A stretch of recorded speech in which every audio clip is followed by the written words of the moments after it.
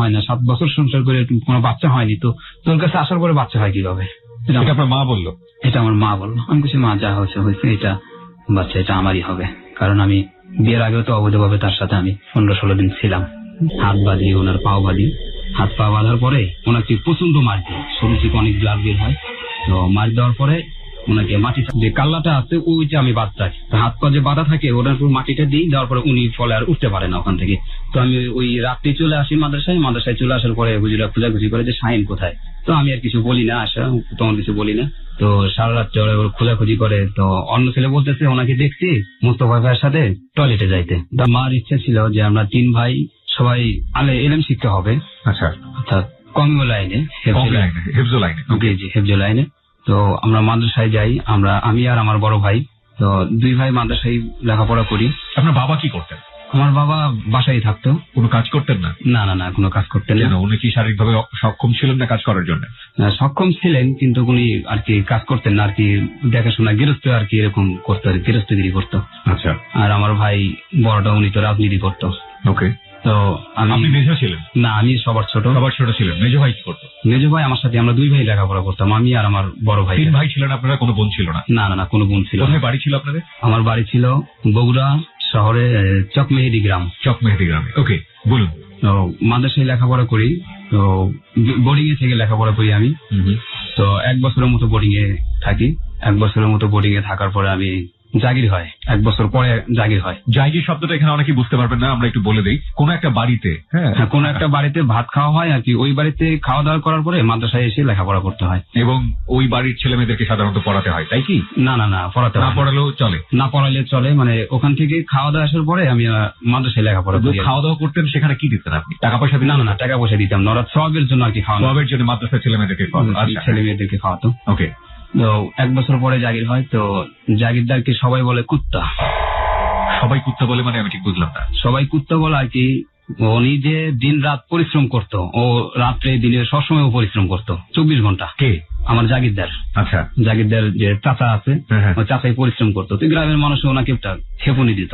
ওনাকে বলতো? হ্যাঁ, ওনাকে বলতো। আচ্ছা আচ্ছা। তো আমার মাদ্রাসার ছেলে পেলে যারা আছে ওরা বলে তুই বাড়িতে জাগির আছিস, এরকম করে আমাকে আর কি তারা বলতো যে তুই থাক। আমি বলছি হ্যাঁ, তাতে তোমাদের সমস্যা কি? তো আমি ওই জাগির বাড়িতে খাওয়া দাওয়া করি নিয়মিত ভাবে। তো একদিন আমি একটা ছোট ছেলে শাহিন নাম, তাকে বলি যে বাড়ি থেকে মুড়ি আনো, এই কথাটা আমি আবার তাকে বলি। তো বললো ওই ছেলেটা যা বলে যে চাচি আম্মা মোস্তফা ভাই বলছে যে বাড়ি থেকে মুড়ি আনতে। তো আমার চাচাই তো অনেক মন খারাপ করে, কি আমার বাড়ি খাওয়া দাওয়া লেখাপড়া করে, তো আমাকে এরকম বলতেছে। তো পরে আমি রাত্রে যাই, রাত্রে যাওয়ার পরে আমাকে ডাক দেয় যে মোস্তফা এদিকে আসো। আমি বলি জি চাচা বলেন। তুমি ওই ছেলেটার কাছে কি বলছো? তো আমি লুকানোর চেষ্টা করি যে না আমি তো কই কিছু বলি নাই, তো যে তুমি যে মুড়ির জন্য পাঠাইছো, তো মুড়ির জন্য পাঠাইলে তুমি কি বলছো? তুমি বলে এই কথা বলছো। আমি তো চাচা আমার এটা ভুল হয়ে গেছে, সবাই বলে আমি আর এটা বলবো না, এরকম আমি চাচাকে বুঝিয়ে বললাম। চাচা কয় না তুমি কাল সকাল থেকে আমার এখানে আসতে পারবে না, আমার বাড়ি তোমার জন্য খানা বন্ধ। আমাকে এই কথা বললে আমি মাদ্রাসায় চলে আসি। চলে আসার পরে এশার নামাজের সময়, যে এশার নামাজের পরে যে তালিমটা হয়, ওই তালিমের সময় সবাই এক জায়গায় বসে তালিম শোনে। শোনার পরে কিতাব পড়ে। আমি ওই শাহিনকে ডাক দিই, শাহিন এদিকায়। বলে কি বলেন ভাই? আমি বলছি চাই ওদিক যাবো, আমি একটু টয়লেটে যাবো। শাহিন তো আপনাদের সঙ্গেই পড়তো? হ্যাঁ, আমাদের সঙ্গেই পড়তো। ওকে। তো ওনাকে নিয়ে যেতাম, ফাঁকা একটা মাঠে নিয়ে যেতাম। মাঠে নিয়ে যাওয়ার পরে বলতে তুই আমার জাগির ভাই কি বলছো, একটা বছর লেখাপড়া করে বোর্ডিং এ এত কষ্ট করে ডাল জুল খাম লেখাপড়া করতেছি, একটা ভালো জাগির হয়েছে, ভালো মন্দ খাওয়া পাইতেছি, তো তুই জাগির ভাই এই কথাটা বললি কেন? আমি না এটা বলছি, তোর এটা বলা ঠিক হয় নাই, তুমি ছোট ছিল বুঝছো না। তো আমার কাছে মাফ চাইতেছি, ভাই আমি এটা ভুল করে ফেলেছি, আমি এটা বলছি, আমি আর বলবো না। তুই বলবি না আর বলে কি করবি? আমাকে তো আর তারা রাখবে না, তারা আমাকে ভাত খাওয়াবে না, তারা না করে দিচ্ছে। তো এই কথাটা যদি হুজুর শোনে তাহলে আমাকে কি বলবে, যে এতদিন পরে একটা জাগির হলো, তুই জাগিরটা হারাইলি, যে বাড়িতে খাওয়া দাওয়া করি আমি। তো ওই ছেলেটাকে আমি ফাঁকা মাঠে নিয়ে যাই, নিয়ে যাওয়ার পরে ওনার হাত বাঁধি, ওনার পাও বাঁধি। হাত পা বাঁধার পরে ওনাকে প্রচন্ড মার দিই, শরীর থেকে অনেক ব্লাড বের হয়। তো মার দেওয়ার পরে ওনাকে মাটি যে কাল্লাটা আছে ওইটা আমি বাদ রাখি, হাত পা যে বাঁধা থাকে ওনার উপর মাটিটা দিই, দেওয়ার পরে উনি ফলে আর উঠতে পারে না ওখান থেকে। তো আমি ওই রাত্রি চলে আসি মাদ্রাসায় চলে আসার পরে হুজুরা খোঁজাখুঁজি করে যে শাহিন কোথায়, তো আমি আর কিছু বলি না, তখন কিছু বলি না। তো সারা রাত চলে খোঁজাখুঁজি করে, তো অন্য ছেলে বলতেছে ওনাকে দেখছি মুস্তফা ভাইয়ের সাথে টয়লেটে যাইতে। আমি বলছি হুজুর ও তো গেছে আমার সাথে টয়লেটে যাওয়ার পর ও তো আবার ব্যাক করে চলে এসেছে, আমার সাথে যায়নি। তো আমি এরকম পর্যায়ে থাকলাম মাদ্রাসায়। তো সকালবেলা গ্রামের লোকজন গেছে মাঠে, যাওয়ার পরে ওনাকে এরকম ভাবে উদ্ধার করছে, করে এসে উনি মাদ্রাসায় আসে, এইভাবে হাত পা বাঁধা অবস্থায় নিয়ে আসে। নিয়ে আসার পরে হুজুর মুতামিম সাহেব আসে, মাদ্রাসার প্রিন্সিপাল, উনি সবাইকে ডাক দেয় যে শাহিনীর এই অবস্থাটা কি করছে, সবাইকে ডাক দেয় বলে। তো সবাইকে ডাকানোর পরে আমি তো আড়াল হয়ে শাহিনীর দিকে থেকে থাকি। থেকে থাকানোর পরে উনি আমার দিকে তাকায়, তো আমি একটু চোখ গরম করি। চোখ গরম করার পরে ও ভয়ে কথাটা বলে না যে আমাকে মোস্তফা ভাই এই অবস্থা করছে। ভয়ে কথাটা বলে না, না বলার কারণে তো 2 দিন পরে হুজুর জানতে পারে যে আমার জাগিরটা চলে গেছে। তো আমার ডাক দিছে হুজুর যে মুস্তফা এদিকে আয়। তো জাগিরটা কেন চলে গেল? আমি জাগির দেওয়ার খাওয়াবে না, ভালো একটা ছাত্র দিয়ে আমি ভালো না, আমি এই কথা বলতেছি। ভালো না, তুই জাগিরদের সাথে কি ব্যবহার করেছিস, তুই ভালো না, তুই তো একজন ভালো ছাত্র, তুই পড়াশোনা ভালো দিক দিয়ে আসিস, সব দিক দিয়ে মেধা তোর ভালো, এরকম তোর জাগিরটা চলে যাওয়ার কারণটা কি? আমি বলতেছি যে হুজুর এভাবে সমস্যা, আমি ওই ছেলেটাকে বলছিলাম এবার করতে, তো ও এরকম করার পরে আমাকে এই বৃত্তান্ত বলছে হুজুরকে। তো হুজুর বলে যে কথাটা আসলে বলা ঠিক হয়নি। তো হুজুর আর এই বিষয়টা নিয়ে তেমন একটা খাটানো তারা করে না। তো সবাইকে নিষিদ্ধ দেয় যে এশার নামাজের সময় কেউ কোথাও যাবা না, মাদ্রাসা থেকে কখনো দূরে যাবা না, এরকম হাত পা বাঁধার পরে এটা করে আর কি। আমি এরকম ভাবে মাদ্রাসায় লেখাপড়া করতেছি। আবার বোর্ডিং এ খাই, বোর্ডিং এর দায়িত্ব পাই আমি। দায়িত্বটা পাই হচ্ছে 3 দিন, বৃহস্পতিবার, শুক্রবার, শনিবার।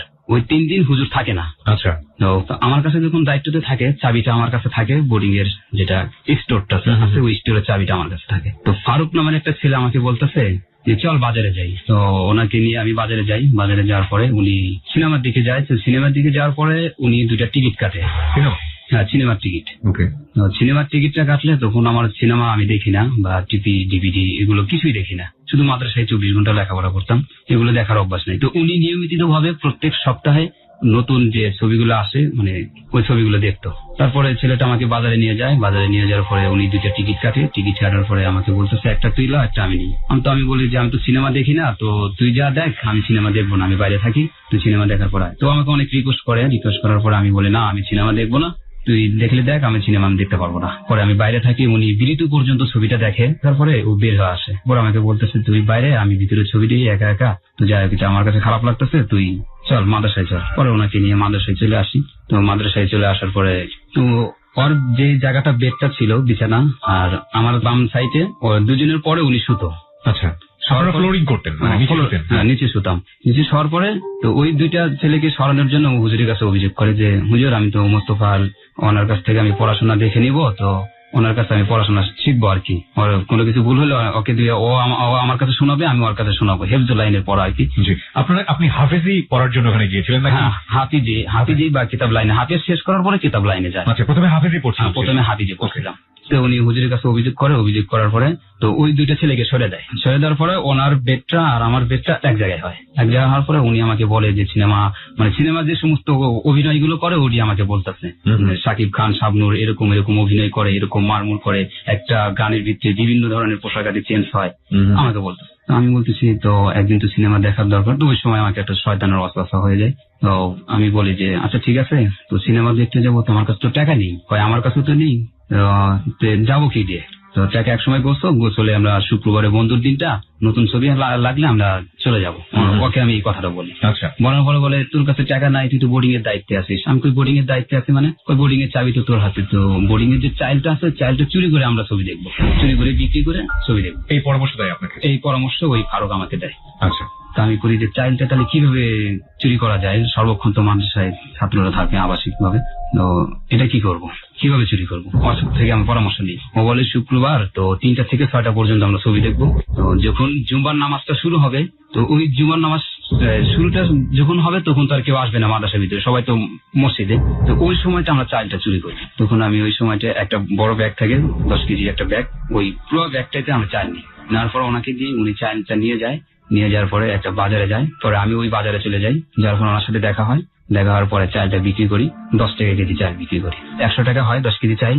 তো ওটা নিয়ে যাই, আমরা টাকা নিয়ে সিনেমা দেখতে যাই। সিনেমা দেখার পরে তো উনি আমাকে বলে টিকিট কাটতে। তো কয় আমি টয়লেটে যাচ্ছি, তুই টিকিটটা কেটে আন। আমি বলতেছি আমি টিকিট কাটতে পারবো না, আমি এখানে থাকি, তুই টিকিটটা কেটে নিয়ে আয়, প্রসাব করে আয়, আসার পরে তুই টিকিটটা নিয়ে আমি তারপরে যাব। তো উনি আমাকে টাকা দেয়। পরে আমি টিকিট কিনতে যাই। টিকিট কিনতে গেলে তো টিকিট কাউন্টার আমাকে দেখে বলে, এই হুজুর মানুষ, তুমি সিনেমা দেখতে আইছো কেন? আমাকে বলতেছে। হুজুর মানুষ মানে আপনাকে ঠিক হুজুর বুঝবে কি করে? হুজুর মানে আমার মাথায় টুপি আছে, পরনে পাঞ্জাবি। তো তখনও টুপি ছিল? হ্যাঁ, তখনও টুপি ছিল সিনেমার সময়। ওকে। তো আমি বুঝতাম না যে সিনেমার সময় যে দেখার সময় টুপিটা খুলে পকেটে রাখতে হয়। তো ওরা যে সিনেমা যে টিকিটের যে ফাঁকটা থাকে ওটা শুধু ফেসটা দেখা যায়, মাথাটা, যে মাথায় টুপি আছে। পরে আসার পরে ফারুক বলতেছে যে ফারুক আমার তো টিকিট দিতেছে না। তো হুজুর মানুষ বলতেছে কই গাধা তুই টুপি মাথায় রেখে গেছিস কে? আমি বলছি আমি কি কোনোদিন আইসি সিনেমা দেখতে? তুই তো আমাকে নিয়ে আসলি প্রথম। ওকে। তো ও বলে টুপি খুলে, পরে আমি আবার গেছি, যাওয়ার পরে উনি আমাকে দুইটা টিকিট দেয়। দুইটা টিকিট 24 টাকা রাখে। তো দুইটা টিকিট নেওয়ার পরে আমরা সিনেমার ভিতরে ঢুকি। সিনেমার ভিতরে ঢোকার পরে তো সিনেমা যখন আরম্ভ হওয়ার 5-10 মিনিট পরে আমার চোখ থেকে মানে কান্নাবিহীন শুধু পানি ঝরতেছে। কান্না হচ্ছে আর কি? হ্যাঁ, কান্না হচ্ছে না, কান্না ছাড়াই চোখ দিয়ে শুধু পানি আসছে। মানে চোখ থেকে আপনার অটোমেটিক্যালি পানি পড়ছে? অটোমেটিক্যালি পানি পড়ছে। আচ্ছা আচ্ছা, বুঝতে পেরেছি। অটোমেটিক যেহেতু পানি পড়তেছে, আমি তো চিন্তা করতেছি আমি কোনোদিন সিনেমা দেখি নাই, কোনো অভ্যাস নেই, হয়তো এই কারণে আমার চোখ থেকে পানি আসতেছে। নাকি আমি ভালো ছাত্র ছিলাম, সবসময় আল্লাহর কোরআন পড়তাম, হেফজুল আইনি পড়তাম, আর স্বপ্ন আমি লেখাপড়া করতাম, এরকম ধরনের স্বপ্ন দেখতাম আমি। তো হয়তো আমার এটাই আমার হয়তো পাপ হচ্ছে, তো এই কারণে আমার চোখ থেকে পানি ধরছে। আমি এটাই আর কি। আপনার ভেতরে এই ধরনের বোধ কাজ? হ্যাঁ, ভেতরে এরকম বোধ কাজ করছে। তো আমি ওই সময়টা তো আমি বলে ফারুক আমার চোখ থেকে তো অনেক পানি ধরতেছে, তো আমি সিনেমা দেখবো না, আমি বের হয়ে চলে আসলাম। তো সিনেমা থেকে বের হয়ে চলে আসলাম, 10-15 মিনিট পরে চলে আসলাম। আসার পরে তুমি সিনেমা পুরোটাই দেখে। ওই অবস্থায় মাদ্রাসায় চলে আসি। মাদ্রাসায় চলে আসার পরে মোতামিম সাহেব আমাকে দেখে, যিনি মাদ্রাসার প্রিন্সিপাল, তিনি আমাকে দেখে ডাকতে বলে মোস্তফা এদিকে আয়। তুই কাঁদুস কেন? আমি কই হুজুর আমি তো কাঁদতেছি না, আমি এরকম ফারুক আমাকে সিনেমা দেখতে নিয়ে গেছে। ওই ফারুক তোকে সিনেমা দেখতে নিয়ে গেছে, তোরা তো নামাজ পড়িস নাই? আমি বলছি না, নামাজ পড়ি নাই, আমরা নামাজ পড়ি নাই। তো নামাজের সময়টা আমরা এরকম সিনেমা দেখতে যাই। পরে উনি বিকেলে আসে, ফারুক আসার পর ওনাকে ডাক দেয়। ডাক দেওয়ার পরে বলে যে তুই মোস্তফারে কোথায় নিয়ে গেছিলি? তো উনি স্বীকার হয় না, যে না আমি কই, আমি তো মোস্তফারে কোথাও নিয়ে যাইনি। পরে আমাকে ডাক দেয় হুজুর যে মোস্তফা এদিকে আয়। ফারুক কি বলছে যে ও তো মিথ্যা কথা বলতেছে, ও নিয়ে আমাকে নিয়ে গেছিল, নিয়ে যা উনি আমাকে সিনেমা দেখাইছে। তো বোর্ডিং থেকে যে চাইলটা নিচ্ছে এটা আবার হুজুর জানে না। তো একটা ড্রামের ভিতরে তো অনেক চাইল, 100 কেজির মতো চাইল, তো ওখান থেকে 10 কেজি নিলে তার বুঝতে পারবে না। তো আশা করি হুজুর এরকম বিচার করলে এবার ফারুককে মারে, প্রচন্ড মার দেয় তাকে। হুজুর তো জানি যে উনি সিনেমা দেখে, উনি ছিল ওই মাদ্রাসার সাইটে যে বাড়ি ছিল, উনি ওই বাড়িতে আর কি, মানে বাড়ি থেকে লেখাপড়া করতো, মাদ্রাসায় থাকতো, বাড়িতে থাকতো ছুটির সময়। ওকে। তো এরকম হুজুরি বিচার করার পরে কিছুদিন পরে ওর সাথে আমার ঝগড়া হয়।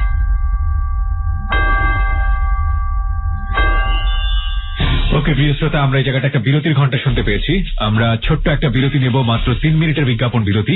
আপনারা সবাই শুনছেন রয়্যাল টাইগার ড্রিঙ্ক প্রেজেন্স যাহা বলিব সত্য বলিব, এবিসি রেডিও FM 89.2 এ। আমি আরজে কিবরিয়া রয়েছে আপনার সঙ্গে, এবং সঙ্গে রয়েছে আমার টিম মেম্বার আরজে রাজু ও সাউন্ড এডিটর মঞ্জু। আজকে মোস্তফা তার জীবনের অপ্রিয় সত্যগুলো এখানে লাখো মানুষের সামনে স্বীকার করছে। আমি শুধু একটা কথা বলতে পারি, this is the remarkable episode ever in JBSP. এত দুর্ধর্ষ এবং ভয়াবহ ঘটনা আমি আমার জীবনে আজ পর্যন্ত পাইনি। কন্টিনিউ করতে চাই। মাত্র 3 মিনিট পরে আবারও ফিরে আসছি রয়্যাল টাইগার ড্রিঙ্ক প্রেজেন্স যাহা বলিব সত্য বলিবতে। সঙ্গে থাকুন এবং শুনতে থাকুন এবিসি রেডিও FM 89.2। ঝগড়া হয়, এটা সিনেমার বিষয়টা নিয়ে ঝগড়া হয়। উনি বলে যে আমি মার খেলাম, তুই খেলি না, আমার হুজুর আমাকে ধরে মারলো, তুইও তো সিনেমা দেখলি। আমি খুশি, তুই তো এটা অনেক আগে থেকে সিনেমা দেখোস, আমি তো দেখি না, বিদায় তুই আমাকে এটা প্রলোভনে নিয়ে গেছিস, এই জন্য তোকে মার দিছে। তো এখানে আমার কি দোষ, আমাকে নিয়ে গেলি? তো ঝগড়া হওয়ার পরে তো এই চাইলের কথাটা উল্লেখ হওয়ার পরে আমিনুল নাম ইসলাম একটা, তো উনি জানতে পারে যে তোরা বোর্ডিং এ থেকে চাইল নিছিস, এই কথাটা আবার উনি শোনে।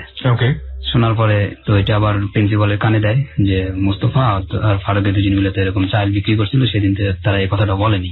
পরে হুজুর আমাকে ডাক দেওয়ার পরে বলছে যে হাত পাত, আমরা হাত পাতি এমনি টান করে রাখার পরে ব্যাট দিয়ে 2টা বাড়ি দেয়।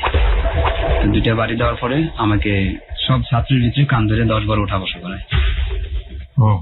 10-12 ওঠা বসা করাইলে তারপর এখানে আর কি এরকম ভাবে মাদ্রাসায় চলাফেরা করি। তারপরে ফারুকের সাথে মিশি না মিশলে পরে ওনাকে মাদ্রাসা থেকে বাড়ি করে দেয়। মাদ্রাসা থেকে বাড়ি করে দেওয়ার পরে আমি বাড়িতে যাই। বাড়িতে যাওয়ার পরে বাবাকে আর বাড়িতে দেখি না। তো মাকে জিজ্ঞেস করি, মা বাবা কোথায়? কয় উনি তো চিল্লাই গেছে, মানে 40 দিনের একটা সফরে যায়, 1 চিল্লা বলা হয়, যে 1 চিল্লাতে গেছে। আচ্ছা।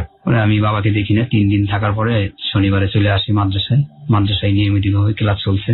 তো আবার বাড়িতে যাই হচ্ছে আপনার বাবা আসার পরে, 40 দিন আসার পরে, যে আমি 40 দিন পরে বাবার কাছে যাবো, বাবাকে দেখতে পারবো।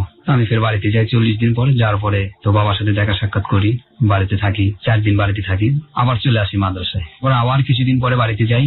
বাড়িতে যাওয়ার পরে দেখি বাবাই মুক্তব পড়াচ্ছে আর কি গ্রামের কিছু লোকজনদের, মানে গ্রামের ছোট ছেলে ফেলে যারা আছে 15-20 জনের মতো তার কাছে কোরআন শিক্ষা নিচ্ছে আমার বাবার কাছে। ওকে। তো কোরআন শিক্ষা নিলে পরে ওরই মধ্যে একজন নাম ছিল মোমেনা, তিনি আমাদের চাচাতো বোন ছিলেন। চাচাতো বোন মোমেনা। আর উনি আমার বাবাকে বাপ বলে ডাকতো। ওকে। তো এরকম কোরআন শিক্ষা দিলে পরে বাবাই, তো উনি না মুক্তব পড়ে নিয়মিত ভাবে ক্লাস করে জি বাবার কাছে। সকালে আসে 7টার দিকে আসে, 8টা পর্যন্ত আমাদের বাসায় আর কি তারা কোরআন শিক্ষা নেয়। তো এক পর্যায়ে ওই মেয়েটা যেভাবে কোরআন শিক্ষাটা নিত সেটা দেখে আমাদের অনেক খারাপ লাগছিল। যার লেবাস ঠিক থাকে না, পোশাক যেটা আছে ওড়না টোনা সব ঠিক থাকে না, মানে থাকে। তো মা বাবাকে বলে, দেখো তুমি যে এরকম শিক্ষা দিতেছো, তো তোমার এই মোমেনা যে ছাত্রীটা আছে ইনি কিন্তু অন্য আইটেমে, কিন্তু তোমার দেখো কিভাবে সে এরকম ভাবে তোমার সামনে করে, তুমি কিছু বলো না। তো তোমার ছাত্রীদেরকে আগে ঠিক করো, তারপরে তুমি মুক্তব চালাও। তো পরে আমার ভাইয়ের একটা টেপ থাকে ক্যাসেট, ওই টেপে আগের পুরনো গান শুনতো, আব্দুল হালিম, তারপরে আপনার যে লালন গীতি, এই সমস্ত গান ক্যাসেট কিনে শুনতো বাবাই। তো শোনানোর পরে ওই ক্যাসেটের যে মাইকটা আছে ওটা আবার মেয়েদের বাড়ির দিকে দিত। কোন মেয়েদের? ওই মোমেনার বাড়ির দিকে দিত। হ্যাঁ, মোমেনার বাড়ির দিকে দিত। তো মা আবার এক পর্যায়ে এটা বুঝতে পারে যে কি জানালার সাইড দিয়ে ওনাদের বাড়ির দিকে মাইকটা দেয় তো গান, তো আসলে এটা মা বুঝতে পারতো আর কি এক পর্যায়ে। পরে মা বাবাকে বলে, তুমি মুক্তব ছেড়ে দাও, মুক্তব পড়ায় না, তোমার পড়ানোর দরকার নেই। ওনারা যে মসজিদে যা পড়ে, হুজুরের কাছে চাইলটা পড়ে, তো ওখানেই পড়ো, তো তোমার কাছে মাগনা পড়াশোনা, এটা তুমি এটা করায়ও না। পরে বাবা এটা শোনে না শোনার পরে তো ওইভাবে থাকার কারণে বাবার নজরটা খারাপ হয়ে যায় ওই মেয়ের দিকে। খারাপ হয়ে যাওয়ার ফলে 1.5-2 মাসের মতো মুক্তব পড়ানোর পরে বাবা বাড়ি থেকে টাকা নেয় 50,000, মানে এই ইস্তেমার কথা বলে, তখন ইস্তেমা চলে আসে, বিশ্ব ইস্তেমা। 50,000 টাকা নেয়। 50,000 টাকা নেয়। টাকা নেওয়ার পরে তো মাকে বলে যে আমি তো টাকা আনছি, কিন্তু কোথায় থেকে আনছি এটা আর বাবা বলে না মাকে। আচ্ছা। বলে না বলার কারণে কয়, তুমি 50,000 টাকা নিয়ে ইস্তেমায় যাবা, এত টাকা তো লাগে না, তো 6-7 দিন ইস্তেমায় থাকবা, তো এত টাকা কেন? কয়, আমি ওখানে ব্যবসা করবো। কি ব্যবসা করবো? বলে এটা কম্বল কিনবো, যে কোনো সুইটার জার্সি মার্সি কিনে আমি বিক্রি করবো। আচ্ছা ঠিক আছে, এটা তো ভালো কথা। পরে তিনি 50,000 টাকা নিয়ে চলে আসে বাড়ি থেকে। তো যে বাবা যেদিন বের হয় বাড়ি থেকে, তার পরের দিন ভোরবেলা 5:30-5টার দিকে এরকম ওই মোমেনা শাড়ি পরে, লাল শাড়ি পরে আর কি আমাদের বাড়ির সামনে যায়। যার ফলে আমার মার সামনে দেখা হয় যে, তুমি কোথায় যাচ্ছ মা? কয়, আমি যাচ্ছি তো আমার বোনের বাসায় যাচ্ছি। তো এত ভোরে যাও কেন? আমার বোন অনেক অসুস্থ, এই জন্য আমার বোনের বাসায় দেখা করতে যাচ্ছি। তো ওই সময়টায় মোমেনা চলে যাওয়ার পরে আমার মা বিষয়টা দেখে, দেখানোর পরে আমাদেরকে ডাক দেয়, 3 ভাইকে ডাক দেয়, বলে যে এরকম ভাবে তো তোর বাবার সাথে মেয়েটা এরকম করতো, এরকম বেপরদায়ী ভাবে লেখাপড়া করতো, তো আমি তো সুবিধাজনক দেখলাম না, দেখি কি হয়। যাওয়ার পরে এই কথা আমাদেরকে বলতেছে। তো 2 মাসের মতো চলে যায়, আমার বাবা আসে না ইস্তেমা থেকে। তো 2 মাস পরেই তো মেয়েও আসে না বাড়িতে, বাবাও আসে না। তো এরকম গ্রামের মধ্যে একটু হইচাল উঠে যায়, চিল্লাপাল্লা উঠে যায়। পরে আমার মা এক পর্যায়ে বলে যে, না, আমার হাজবেন্ড তো গেছে ব্যবসা করতে গেছে, 50,000 টাকা তো নিয়ে গেছে, এখান থেকে বাড়ি থেকে নিয়ে গেছে 50,000 টাকা, তো উনি তো ব্যবসা করবে, তা ওনার সাথে তো ইনি যায়নি। কিন্তু মা তো এটা বুঝতেই পারে যে উনি সকালবেলা চলে গেছে। তো মা এটাই মনে মনে গ্যাপ করে নেয় আর কি, যা মা মনে মনে যেটা ভাবে এটাই হয় আর কি। 2 মাস পরে বাড়িতে আসে, আসার পরে আমার বাড়িতে নিয়ে আসে। বাড়িতে নিয়ে আসার পরে গ্রামের ময়মুরব্বী আসে, মোমেনাকে সহ নিয়ে আসে। হ্যাঁ, মোমেনাকে সহ নিয়ে আসে। গ্রামের ময়মুরব্বী আসে, অনেক লোকজন জমা হয়ে যায়। তো আমার বড় চাচা উনি আসে তো আমার বাপেকে গালাগালি করার পরে গ্রামে একটা বিচার হয়। আমি ঠিক বুঝলাম না, মোমেনা আপনার বাবার সাথে এসছে, এর মধ্যে গালাগালি কেন হবে? আসতেই পারে, সে আসতে পারে বলতে দুজন একসাথে শাড়ি পরা, চুড়ি পরা, নাকে নাকফুল, মানে বিয়ে করলে যেভাবে হয় আর কি, এইভাবেই ওরা আসছে। আপনার বাবাকে এসে বলেছে তাকে সে বিয়ে করেছে? হ্যাঁ, বলেছে। কাকে বলেছে? ফার্স্ট বাড়িতে আসার পরে যখন লোকজন আসে, ওরা তো আসে দিনের বেলা আসার পরে তো সবাই এরকম দেখার পরে আসে, কয় এটা কিভাবে হলো, এবার কি তুমি আর সাথে? কয়, উনি আমার জামাই, আর আমার বাবা বলে ওনাকে আমি বিয়ে করছি। সবার মধ্যে এটা স্বীকার? হ্যাঁ, সবার মধ্যে এটা স্বীকার করে। মোমেনার বয়স কত ছিল তখন? বয়স ছিল আপনার সে বড় না ছোট ওই সময়টাতে? ওই সময় যেহেতু আমার বড়। কয় বছরের বড়? উনি তো ওখানে ছিল আপনার 18 বছর বয়স ছিল মোমেনার। জি। ওকে। আর আপনার বাবা? আমার বাবার বয়স ছিল 50-এর কাছাকাছি। My goodness. ওকে, বলুন তারপর। পরে এরকম বলা বলি হয়, পরে গ্রামের লোকজন এসে বিচার হওয়ার পরে বলতেছে যে যেহেতু ওরা ঢাকা ছিল, ঢাকা বিয়ে শাদী করছে, তো বড় বউকে যেভাবে দেখতে হবে ছোট বউকে একইভাবে দেখতে হবে। এটা সম্পর্কে ভাতিজি হতো। ভাতিজি হতো, বাবার ভাতিজি হতো, আমাদের বোন হতো। তো বিচার সালে সেটা ভাগাভাগি হয় যে তুমি তোমার বড় বউকে যেভাবে দেখবা তোমার ছোট বউকে একইভাবে দেখবা, সমান সমান দেখবা। তো খরচপাতি এলাকে যা দিবা তোমার ছোট বউকে তাই দিবা। তো বাবা আবার এটা করতো না, বাবা বিভিন্ন দিক দিয়ে আমাদের অত্যাচার করতো। কিরকম? যেরকম আপনার আমার মাকে ধরে নিত্যদিনই মারতো, প্রত্যেক দিনই মারতো মাকে। এই ঘটনার পর থেকে? এই ঘটনার আগে থেকেও মাকে মারতো, কিন্তু তখন মা আর বুঝতে পারতো না যে এরকম ঘটনা ঘটতেছে। তো মারে, নিত্যদিনই মারে, মারার ফলে মা রাগারাগি করে চলে যায়, আমার নানার বাড়িতে চলে যায়, আবার আসে। তো এই মধ্যে বাবা কবিরাজের লাইনের ভিতরে চলে যায়, কবিরাজের লাইনের ভিতরে চলে যায়। যে দেশ গ্রামে যেটা আপনার খাল বিলে যে কাদাটা আছে, কাঁকড়ার মাটি যেটা বলা হয়, ওই কাঁকড়ার মাটিটা বাবা নিয়ে আসে, নিয়ে আসার পরে চারকোনা করে, চারকোনার করার পরে ওটা করে একটা আরবি নকশা লেখে, যে কোনো একটা নকশা লেখে। নকশাটা লেখার পরে ওইটা চুলার ভিতরে পোড়া দেয়, ওইটা আবার ঘরের চালের কাছে থিয়ে দেয়। তো ওইটা যখন থিয়ে দেওয়ার পরে হয়, একটা করে না 4টা করে, ঘরের 4 কোণে রাখে। মা যে ঘরে থাকে ওটা 4 কোণে রাখে, রাখার পরে মা উত্তেজিত হয়। রাখার পরপরই না, রাখার 1.5 ঘন্টা পরে তখন উত্তেজিত হয় না, তখন বলে আমি এখানে থাকবো না, আমার এই বাড়ি ভাল লাগে না, আমি এখানে কিছুদিন থাকতে পারবো না, তোদের বাড়ি নিয়ে তোরা থাক, মানে আবল তাবল মা কথা বলতো। এক ধরনের কুফরি কালাম যেটাকে বলে। এটা আসলে ধর্মীয় ভাবে সত্য, কিন্তু বৈজ্ঞানিক ভাবে কতটা সত্য সেটা নিয়ে প্রশ্ন আছে। কিন্তু এগুলো আমাদের সংস্কৃতির একটা অংশ, এবং সেই জায়গাটি থেকে ভালো না মন্দ সেটা আপনারা নিশ্চয়ই জানেন। ওর জীবনে যা দেখেছেও সেটাই আজকেও বলছে। হ্যাঁ বলুন। তারপর? তো মা উত্তেজিত হওয়ার পরে নানার বাড়ি চলে যায়। তো ওখানে 2-3 দিন থাকার পরে, ওখানে মানে যে জায়গায় যায় 2-3 দিন থাকার পরে মা ওখানে আর থাকতে পারে না, মানে আবার আমাদের বাড়িতে চলে আসে। চলে আসার পর আবার উত্তেজিত হয়। তো আমি এক পর্যায়ে ওই মাটিটা দেখতে পাই, দেখার পরে তো মাদ্রাসায় লেখাপড়া করি, আরবি লেখা, ওটা আমি বুঝতে পারি আর কি যে এটা এই নকশা। পরে আমি ওটা নিয়ে যাই হুজুরকে দেখাই, যে হুজুর এই যে আরবি যে লেখাটা, এটাতে কি আমি বুঝলাম না, এটা আমাদের ঘরে 4 কোণে রাখা হয়, আমার বাবাই রাখে আর কি। কয় এটা তো এক ধরনের বান দেওয়া। তো এটা ওই ছোট হুজুরকে বলি, বলার পরে আমাকে কয় তোকে প্রত্যেক সপ্তাহে ছুটি দেওয়া হবে, শুক্রবারে সকালে যাবি, বিকেল বেলায় চলে এসে ক্লাস ধরবি, এটা আমাকে হুজুর বলে। তো ওই যে বানটা যে দেওয়া হয়, তো ওই মাটিটা নিয়ে তুই ফালিয়ে দিবি, পানিতে ফেলে দিবি, আমাকে হুজুর এই পরামর্শটা দেয়। তো আমি প্রত্যেক শুক্রবারে আসতাম। তো বাবা এটা ওই যখন ওইটা না পায় তখনই ওইটা বানায়, বানানোর পরে ওটা আবার রেখে দেয়। যখন না পায় মানে যখন আমি ফেলে দিই বাবা আবার দেয়, ফেলে দেওয়ার পরে আবার দেয়। সেরকম আমি 6 মাসের মতো আমি এরকম বানটা আমি বারবার ফেলে দিই। মা ওই যখন ফেলে দেওয়ার পরে মা আবার ঠিক থাকে, উত্তেজিত হয় না, মা ওই বাসায় থাকে, কোথাও যায় না। তো আমি দেখি তো একদিন আবার মাদ্রাসা থেকে ছুটি নিয়ে বাসায় গেছি। বাড়ি যাওয়ার পরে যেই আপনার যে সৎমা হলো, তার সাথে আপনার সৎমা হওয়ার আগের সম্পর্ক কেমন ছিল?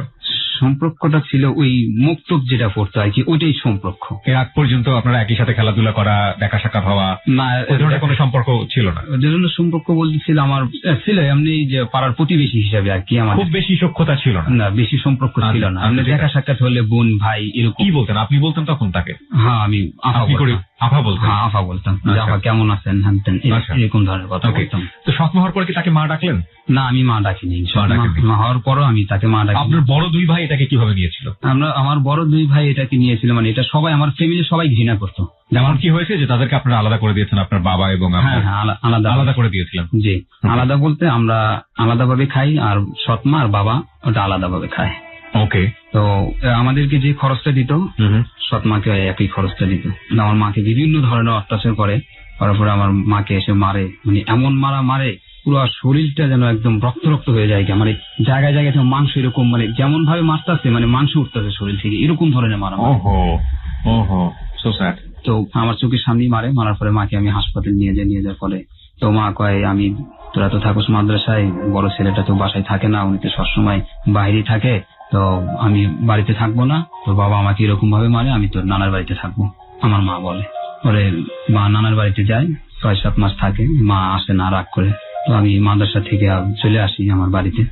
চলে আসার পরে সারাটা দিন যায়, আমি কিছু খাই না। না খাওয়ার পরে আমি যে রুমটায় আসি, আমার ওই রুম থেকে দেখা যাচ্ছে বাবার যেখানে ভাত খাই, ডাইনিং রুমটা, ওখানে টেবিল আছে, বাবা ওখানে সৎমাকে নিয়ে ভাত খাচ্ছে। তো আমি এরকম উপর হয়ে শুয়ে থেকে বাবার দিকে তাকাচ্ছি, আর চোখ থেকে পানি ঝরতেছে, কিন্তু বাবা সৎমাকে নিয়ে ভাত খাচ্ছে আর আমার দিকে তাকিয়ে আছে, কিন্তু আমার চোখ থেকে যে পানি ঝরতে, বাবা বলতেছে না যে বাবা তুই কয়টা ভাত খা। তো রাত্রে এটা হয়। তো আমি সকালবেলা উঠে মাদ্রাসায় চলে যাই। মাদ্রাসা চলে যাওয়ার পরে তো মাদ্রাসায় কিছুদিন থাকার পর আবার আমার নানার বাড়িতে মাকে দেখতে যাই। মা সুস্থ থাকে, তো মা 6-7 মাস তো ওখানে থাকার পরে আবার চলে আসে আমার বাবার বাড়িতে, আমাদের বাড়িতে আসার ফলে আমি তো মাকে এরকম নির্যাতন করেই যাচ্ছে। এটা আপনার নির্যাতন করতেছে 7 থেকে শুরু করে এই 10 পর্যন্ত মাকে এরকম ভাবে একই পর্যায়ে ভাবে খালি অত্যাচার করে যাচ্ছে। এটা আমি কোনোভাবেই সহ্য করতে পারতেছি না। তো আমার যে ভাইটা আছে, বড় ভাই, জি, তো উনি এক প্রকার নেশা করতো। আপনার গাঁজা খেত, কন্টিনিউ গাঁজা খেত, তারপরে আপনার মদ খেত। ওকে।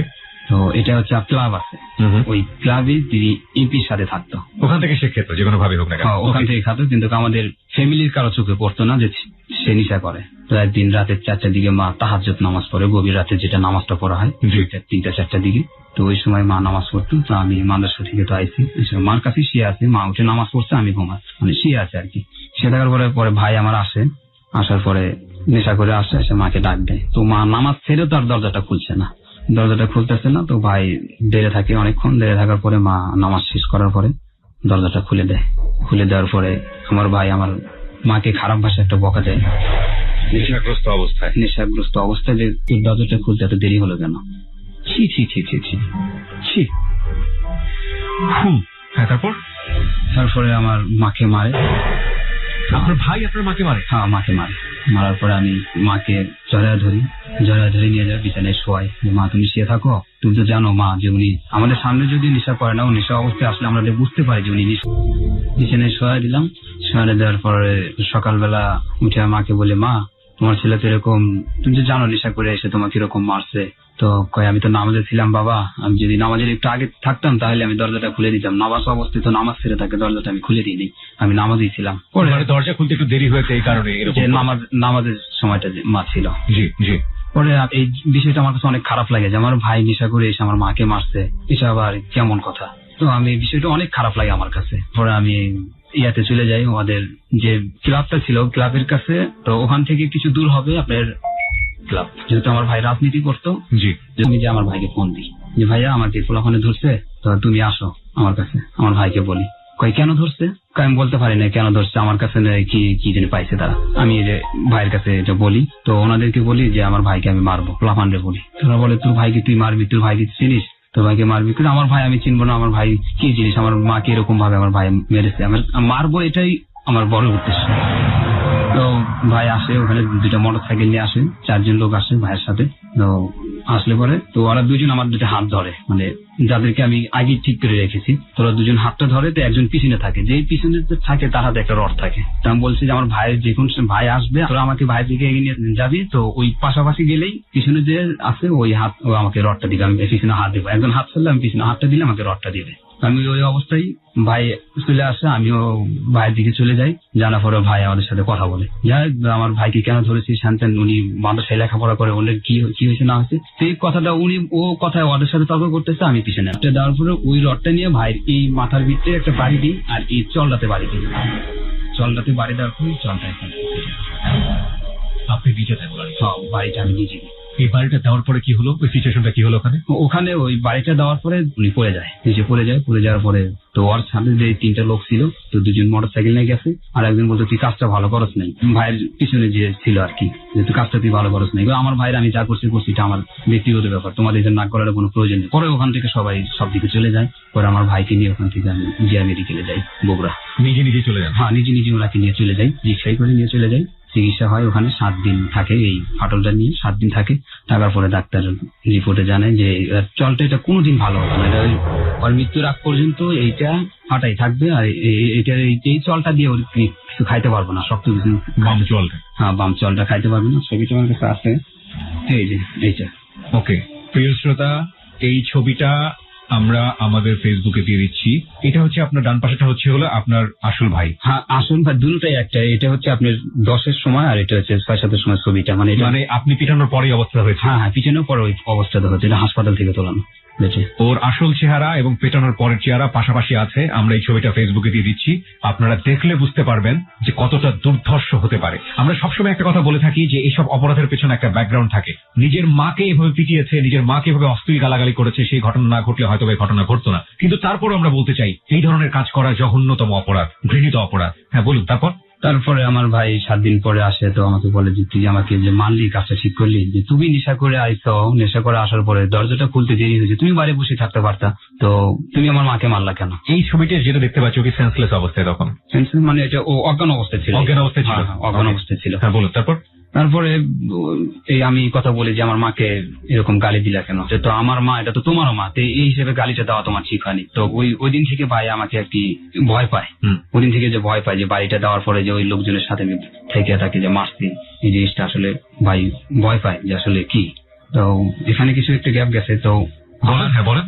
আমার যে ওই 2 মাসের মধ্যে যে বাবাকে যে আমরা পাই না, বা ওই মোমেনাকে যে পাই না, আমার সৎ মাকে যে পাই না, তো ওই সময়টা আমার মেজো ভাই মেয়ের ভাইকে বলে যে তোর বোন নাকি আমার বাবার সাথে গেছে।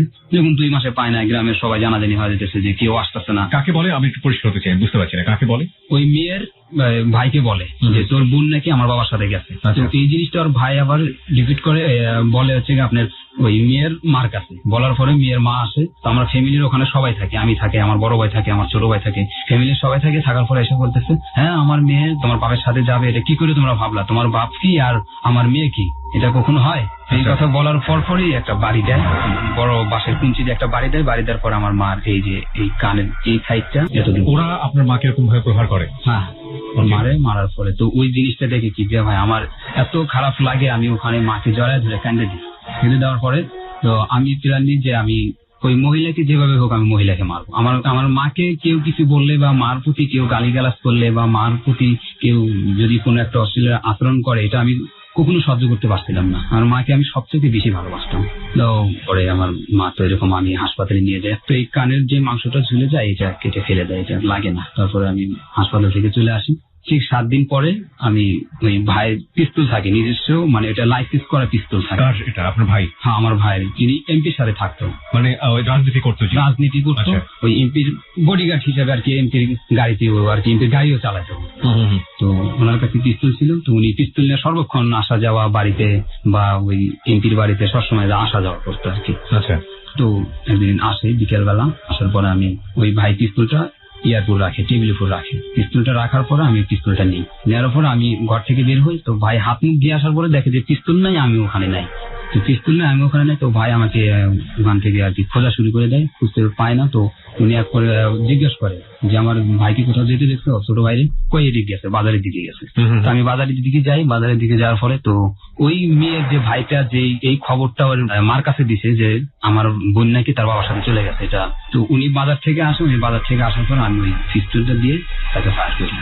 ফায়ার করে ফেললেন? হ্যাঁ, পিস্তলটা আমি ফায়ার করে ফেললাম। মানে ওইটাই আমার সর্বপ্রথম ওই শক্ত করে ধরে পিস্তল যখন ফায়ার করছি, তখন ওই গুলিটা এই বুকের এই সাইডটা ঢুকে পিছন থেকে, মানে এমন ভাবে এটা বের হয় যে পিছন দিক থেকে এরকম একটা সিজা হবে, হা হয়ে বের হয়, ডান পাশে লাগে। এই ডান পাশ দিয়ে ঢুকে পিছনের এই পিঠটা দিয়ে বের হয়। আচ্ছা।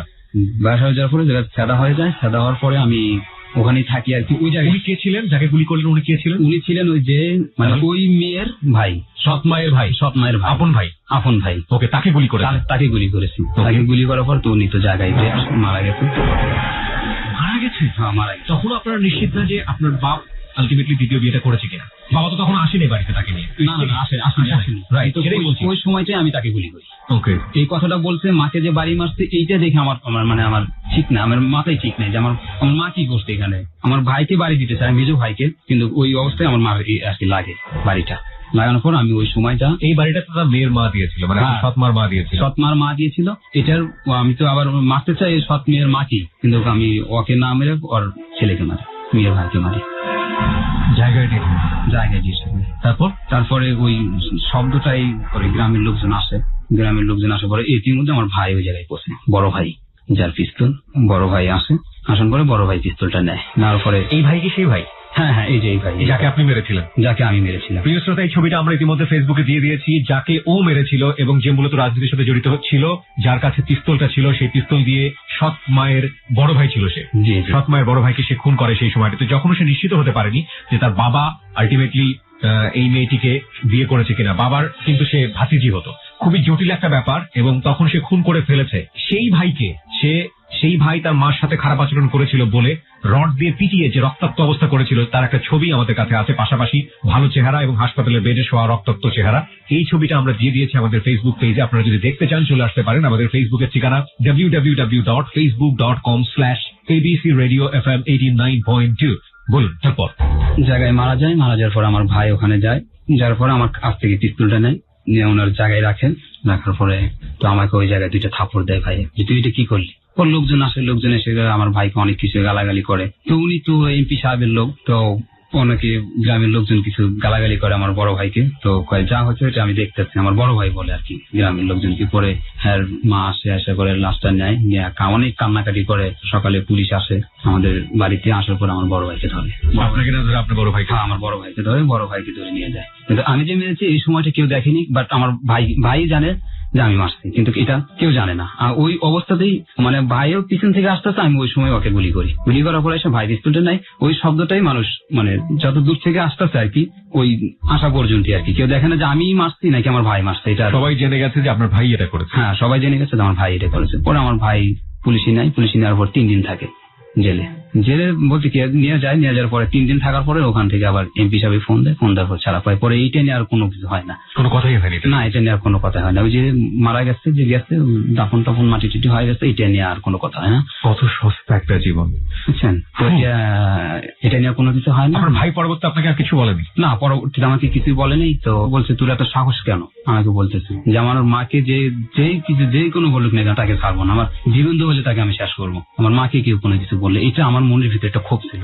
তো এটা তারপর যাই আমার বাবা আবার আমার মাকে মারে, এত মার দেওয়া দেয় যা মা বেঁচে থাকার মতো না, মানে মা মারাই যাবে এরকম পরিস্থিতি মার। পরে এই অবস্থায় অ্যাম্বুলেন্সে খবর দেয় আমার বড় ভাই, দেওয়ার পরে আসে অক্সিজেন অ্যাম্বুলেন্স থাকে, লেগে যাওয়ার পরে হাসপাতালে যায়। এই জায়গাটিতে আমি আসবো, তার আগে আপনি বলেন আপনার ভাইকে যে আপনি পিটালেন, আপনার ভাই সুস্থ হওয়ার পরে আপনার আর কোনো কিছু করেছে? না, আমাকে কোনো কিছু করেনি, বাট আমাকে ভয় পেত শুধু। আপনাকে ভয় পেত? হ্যাঁ, আমাকে ভয় পেত। তারপরে যে ওনাকে যে মারলাম, মানে আমাকে বলে তোর এত সাহস কেন, শুধু এই কথা বলতো।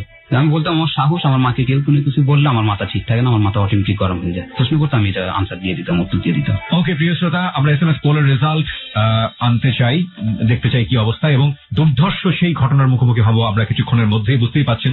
এবং এই বিষয়টা নিয়ে আমরা আমাদের আজকে যিনি সাইকিয়াট্রিস্ট আছেন তার সঙ্গে কথা বলতে চাই, যে মাকে নিয়ে এই ধরনের কমেন্ট করলে অনেক ছেলেরাই এই ধরনের আচরণ করেন, এটা আসলে স্বাভাবিক আচরণ নাকি অস্বাভাবিক আচরণ, এবং এটা কেন হয়, এই বিষয়টা নিয়ে আমরা আমাদের যিনি আজকে এক্সপার্ট আছেন জাতীয় মানসিক স্বাস্থ্য ইনস্টিটিউটের প্রফেসর ডক্টর দাদুল ইসলাম, তার সঙ্গে আমরা কথা বলবো। আমরা এই মুহূর্তে SMS পোলের রেজাল্ট জানতে চাই, দেখা যায় কত শতাংশ মানুষ এটাকে বিলিভ করেছে এবং কত শতাংশ মানুষ আজকের এই মোস্তফাকে বিলিভ করছে না। আপনার মাকে খুব মেরেছিল আপনার বাবা, সেখানটাতে ছিলেন আপনি, তারপর? সেখানে থাকার পর আমি ওই হাসপাতালে যাই। হাসপাতালে 15 দিনের মতো মা থাকে। হাসপাতাল থেকে তো নিয়ে আসার পরে আমার বাবাকে আমি দেখলেই মানে আমার একটা অটোমেটিক ঘৃণা জমতো। আমার বাবা আমার বোনকে বিয়ে করছে, পাড়ার প্রতিবেশী চাচাতো বোন, এটা কেমন আমার মাকে ধরে অত্যাচার করে। তো আমার বাবাকে দিয়ে তো আমাদের ফ্যামিলির কোনো শান্তি হচ্ছে না। তো এক পর্যায়ে আমি ওই বাবাকে শেষ করার একটা সিদ্ধান্ত নিই নিজে। মানে বুঝলাম, বাবাকে শেষ করার মানে বাবাকে শেষ করার মানে আমি বাবাকে শেষ করবো। বাবাকে শেষ করলে আমার মা শান্তি ফিরে আসবে, আমি এটাই মানে নিজে কল্পনা করতেছি। আপনি নিজে এরকম চিন্তা করছেন? নিজে আমি চিন্তা করছি। মানে কি আপনার বাবাকে আপনি মেরে ফেলবেন? হ্যাঁ, বাবাকে আমি মেরে ফেলবো। কত সালে মানে আপনি প্ল্যান করছেন এরকম? এটা হচ্ছে আপনি 2010-এর শেষের দিক দিয়ে। ওকে, আপনি একা এই ধরনের প্ল্যান করছেন? হ্যাঁ, একা প্ল্যান করছি এটা। ওকে, বলুন তারপর। তো বাবা বাজারে যায়, তো আমাদের একটা হাটের নাম আছে, বাজারের নাম মথুরাপুর বাজার। এটা হচ্ছে আপনি শুক্রবার আর সোমবার বাজারটা হয়, সাপ্তাহিক 2 দিন। তো ওই দিনটা শুক্রবারও ছিল না, মানে বাজারের দিন ছাড়া ছিল, অন্য যে কোনো দিন ছিল, বিকালবেলা বাজারটা বসতো। তো বাবার সাথে আমি যে বাজারে যাই, এটা মা দেখে, মানে ফ্যামিলি পাড়ার প্রতি বাবার সাথে যায়, যেভাবে যায় আর কি, যেভাবে যাচ্ছে। ছেলে বাবার সাথে বাজারে যাচ্ছি পিছে যাওয়ার পরে আমি বাবা চাল কিনে 25 কেজি চাল কেনার পরে এমনি কোনো বাজার সাথে করে না। চাল কেনার পরে আমি বলতেছি, বাবা আপনি যে 25 কেজি চাল কিনলেন, তো এটা কি করবেন? এটা তো আমার ঘরে তো চাল নেই। তো বাবা যখন চাল কিনতো এটা আবার ভাগ ভাগ করে কিনতো ওই বাজার থেকেই। বাড়িতে আসলে হয়তো সৎমা কাউ করতো যে হ্যাঁ আমার বেশি, ওনার কম, একটু একটু কম বেশি হলে ওই সৎমা চিল্লাপাল্লা করতো। আচ্ছা, তো আপনি যে 25 কেজি এক বস্তায় নিলেন, তো আমাদের 25 কেজি কয় না, এটা তোমাদের ভাগ করে দেওয়া হবে, তো এটা এক বস্তায় থাক, এই কথা বলে। তো বাবা এক স্টলে যায় চা খেতে, তো চাইল চা ওই স্টলের কাছেই থাকে। তো ওই অবস্থায় আমি যাই কামারের কাছে, কামারে যে যারা বটি দা এই সমস্ত জিনিস বানায় ওদের কাছে যাই। তো এক সাইডে দা 20-25টা থাকে, তো আর একটা আলাদা ভাবে থাকে। তো আমি বলতেছি যে এই দা আর ওই একটা আলাদা, এটা কিসের? কামারকে বলতেছি, কয় ওটা আজকে ডেলিভারি হবে, তো এই জন্য ওটা আলাদা রাখছি। তো এখানে যে 20-25টা দা আছে, এটা মানে সবটি দেখি, দেখানোর পরে এটা বেশি নরমাল হালকা এরকম। তো ওইটা যে আছে অরিজিনাল রেল পাতিটা বানানো। মাই গুডনেস, আপনি যা বলতে যাচ্ছেন তা নিয়ে আমার জন্য খুব ডিফিকাল্ট। আপনি তো সবগুলো প্ল্যান করে করছেন, রাইট? হ্যাঁ, এবং আমি বুঝতে পারছি যে আপনি কি করতে যাচ্ছেন। হ্যাঁ, এটা আপনার মাথার মধ্যেই ছিল যে আপনি দা কিনবেন বা এরকম দা দিয়ে কিছু একটা করবেন? হ্যাঁ, জি জি জি। My goodness. তারপরে আমি ওই দাটা নেই, নেওয়ার পরে বলতেছে এটা তুমি কত নিবা? কয় না, এটা আমাকে রেল পাতিল দিয়ে গেছে, এটা আমি তাকে বেনে দিচ্ছি, এটা তো আমি এটা নিজের না যেটা আমি বিক্রি করবো, সেটা তার আমাকে বানানো অর্ডারটা দিচ্ছে, সে আমাকে টাকা দিবে, জিনিসটা নিয়ে যাবে। আমি বলতেছি যে না, তুমি এটা আমাকে দাও, তোমার টাকা যা লাগে আমি দিতেছি, তুমি দাটা আমাকে দাও, তুমি এখান থেকে একটা দিয়ে দিও, 15-20টা যেখানে আছে এখান থেকে একটা দিয়ে দিও। কয় না, ওটা ও দিবে না। ওরা আমি ওটা ওর কাছ থেকে জোর করিনি, যেটা আমার লাগবে আমার কাছ থেকে জোর করিনি। নেওয়ার পরে উনি আমার কাছ থেকে 400 টাকা চাই, 200 টাকা দামের দাম, 400 টাকা চাই। তো আমি 400 টাকায় দিই ওই অবস্থাতে। তো ওই দাটা ছিল 1 ফিটের মতো, এত বড় 1 ফিটের মতো ছিল ওই দাটা। আমার তো আর মাদ্রাসার লেবাসটা ছিল আমার শরীরে, টুপি ছিল, পাঞ্জাবি ছিল, পয়জামা ছিল। এই পয়জামার পকেটটা ছিল বড়, তো এতটুকু যে দাটা এটা আবার ওই পকেটের মধ্যে আটানোর পরে আমি যে 25 কেজি চালটা নিয়েছি, তো এমনি করলে এই পাঞ্জাবি খোটটা উপরে ওঠে। তো দেখার পরে যে হাঁটলে ওই উড়াতের সাথে এটা বড়, মোটা সোটা ছিলাম মাদ্রাসায়, তো এখানে দাটা ছিল থাকার পরে আমি যে এমনি 25 কেজি চালটা মাথায় এমনি ধরি, তো ওই জিনিসটা আমার উড়াতের সাথে রানের সাথে বাড়ি খায়। ওকে। তো আমি থাকি সামনে, বাবা থাকে পিছনে। তো আমি বলতে আমি যদি সামনে থাকি তো বাবা তো অবশ্যই আমার দিকে নজর যাবে, যে কোনো ক্রমে হোক যে দেখে ফেলে তো আমার, এটা আমি এর মধ্যে থাকতেছি আর কি, ওকে, ভয়ের মধ্যে থাকতেছি যে বাবা এটা দেখলে তো আমার অবস্থা খারাপ হয়ে যাবে। শ্মশান ঘাটটা মানে আমাদের ওই বাজার থেকে একটা মেন রোড আছে, এই রোড দিয়ে ঘুরে যদি যায় আমার বাড়িতে, তো ওই সময়টাতে আপনার অনেক সময় লাগবে, আধা ঘন্টার মতো লাগবে অটোতে যেতে। আর এই শ্মশান ঘাট দিয়ে যেটা মাঠ দিয়ে আসতে গেলে আপনার 3 কিলোমিটার মতো পথ হবে, এটাও হেঁটে আসতে আধা ঘন্টা সময় লাগবে, কিন্তু ওটা গাড়িতে আর হেঁটে আসতে হবে। তো ওই আমরা শ্মশানের ঘাট দিয়ে চলা যায়, আমরা হেঁটে আসতেছিলাম আমি আর আমার বাবা। তো আমার মাথায় 25 কেজি চাইল থাকে, আমার বাবাকে মারতে হলে তো আমার পিছনে যেতে হবে, বাবার সামনে থেকে তো কোনো মারা যাবে না, তিনি উঁচা লম্বা ছিলেন, মোটা সোটা ছিলেন, তো ওনাকে আমি সামনে থেকে কিভাবে মারি? তো এটা নিজে নিজে আমি এটা মনে মনে সেন্ড করে তারপর আমি ইচ্ছাকৃত ভাবে যে জমির আলটা, এটা কিন্তু একজনে গেলে আরেকজন ওভারটেক করে তাকে যাওয়া যায় না, চিকনা আলটা থাকে নরমাল, তো ওই আলটা দিয়ে আমি ইচ্ছাকৃত ভাবে ওই ফসলের ভিতরে পাড়া দিই। পাড়া দেওয়ার তো নরম যেটা বীজ বনে, ওই সময়টা কাদাটা নরম থাকে, তো আমার জুতাটা পাটা দেবে যায় কাদার ভিতরে, জুতাটা আটকে যায়। তো বাবা আমার মাথার থেকে চাইলে গিয়াটা নেয়, নেওয়ার পরে বাবা সামনে যাওয়ার পরে আমি জুতাটা উঠাই, পাটা কোনো রকম ভাবে ধুই কাদা পানি দিয়ে, ধোয়ানোর পরে তো ওই দাটা আমি পকেট থেকে বার করি, বাবা তো সামনে হাঁটতে, ওই দাটা যখন আমি পকেট থেকে বার করার পরে ওটার সাথে একটা পেপার পেঁচা থাকে, ওটা তো দাঁড় অতিরিক্ত দাঁড়, তো ওটা যদি পেপার না থাকলে তো আমার পায়জামা ছিঁড়ে যাবে, তো ওটা ওই পেপার দিয়ে পেঁচানো থাকে। তো ওইটা আমি ওই অবস্থায় নিই, তো পেপারটা এবার টান দিয়ে বার করার সময় আমার হাতে এখানে কেটে বের হয়। তখন বাবার পিছন দিকে কোনো খেয়াল করে না, বাবার তো মাথায় আসে। তো ওই শ্মশানের যে ঘাটটা আসতে একটা পথ বলতে আর কি কোনো পথ, বড় ধরনের কোনো পথ না, বাট খেতে যায়। পরে আমি ওই শ্মশান ঘাটটার, আমি তো প্ল্যান যে শ্মশান ঘাটটার কাছে বাবা গেলে, তো ওরই 10-15 মিটার পরেই আমি বাবাকে শেষ করে একটা প্ল্যান দিই। ওই শ্মশান ঘাটের ওই জায়গাটা আসে, আমি তো দাঁড়টা বাড়ি করে আসি, এবং ইতিমধ্যে আর কি শ্মশান ঘাটের কাছাকাছি এসে যায়। আসে যাওয়ার পরে দাঁড়টা বাড়ি করে পর দুটো এই ডাইন সাইড গুলা পর দুটো কোকটা দিই, দুটো দেওয়ার পরে এই সাইডে দুটো দিই, দেওয়ার পরে বাবা চাইলে বস্তাটা উপর থেকে পড়ে যাওয়ার পরে বাবা ওই জায়গায় আমরা পড়ে যাওয়ার পরে তখন বাবা একটা চিৎকার দেয়, অনেক জোরে একটা চিৎকার দেয়, ঠিকই বাবার কিন্তু পিছনে তাকায় না, ওই অবস্থায় কিন্তু পড়ে যায়, চিৎকার দিলে পরে আমি ঘাটটা এরকম ভাবে ধরার পরে এই জায়গাটার ভিতরে 10-12টা এখানে পড়বে। কূপটা দেওয়ার পরে এই জায়গাটাতে আপনি এই হল কূপটা যেটা বলা হয়, এটা কেটে যান, শীত করে রক্ত বের হয়, রক্ত আমার পুরো শরীরটা আমাকে মুখে লাগে, আর তুই পিঠে মুখে রক্তটা লাগতেছে, আমার চোখের ভিতরে পর্যন্ত রক্ত চলে গেছে। তখন আমি চোখে কিছু দেখতেছি না, ওই যে কখন অবস্থা ওই যে বাবা তুই জায়গায় যখন এটা কাটছে, যখন চোখেটা রক্ত হয়েছে তখন থেকে বাবাকে দেখতে পাচ্ছি না ওই জায়গায়। আমি একটু সাইডে গেছি, সাইডে যাওয়ার পরে ওই কাদা পানি দিয়েই মুখটা ধুই। মুখটা ধোয়ার পরে তো বলুন তারপর। তো আমি কাদা পানি দিয়ে মুখটা কোন রকম ভাবে ধুই, ধোয়ানোর পরে তো বাবা ওই জায়গায় মারা যায়। আমি চাইলের বস্তাটি নিয়ে আসি, তো 25 কেজি যে চালটা থাকে বস্তাটা থাকে অনেক বড়, মানে 40 কেজি চাল লাগবে, 40 কেজির বেশি লাগবে, বড় একটা পাটের বস্তা থাকে আর কি। তো ওই বস্তার চালটা নিয়ে এসে আমি ওই পুষ্করিণীর ভিতরে ঢেলে দিই। পুষ্করিণী বলতে শ্মশানের যে ড্রেনটা আছে, শ্মশানের ঘাটি পুষ্করিণী আছে, তো ওখানে এসে চালটা পুষ্করিণীর ভিতরে ঢালি, ঢালার পরে বস্তাটা আবার বাবার কাছে নিয়ে যাই। নিয়ে যাওয়ার পরে তো আমি ওই বস্তার ভিতরে বাবাকে ঢুকাই, মানে পুরোটুক ঢোকে না, লম্বা ছিঁড়া মানুষ মোটা সোটা পুরোটুক ঢোকে না, মাত্রা পর্যন্ত ঢোকে। ঢোকানোর পরে আমি বাবাকে এমনি ধরি, ধরানোর পরে পাক কেটে যায়, তো অবস্থা নিয়ে এসে শ্মশানের ইয়ার ভিতরে ফালাই দিই, পুষ্করিণীর ভিতরে ফালাই দিই।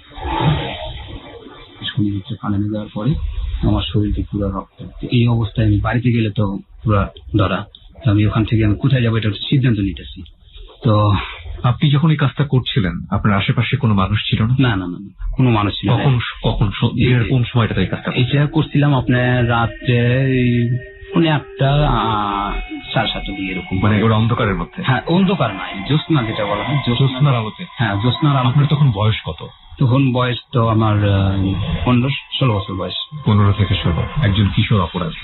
একজন কিশোর অপরাধী সমাজে কেন অপরাধী হয়, পারিবারিক কি ব্যাকগ্রাউন্ড, এবং অসুস্থ পরিবেশের মধ্যে থাকলে একজন কিশোর অপরাধী দিকবিদিক জ্ঞান শূন্য হয়ে কতটা দুর্ধর্ষ হতে পারেন, আজকের এই এপিসোডটি তার একটা উৎকৃষ্ট উদাহরণ। 15-16 মানে হচ্ছে ওর বয়ঃসন্ধিকাল চলছে সেই মুহূর্তে। আপনি কি তখন কোরআনের হাফেজ হয়েছেন? না, কোরআনের হাফেজ হইনি।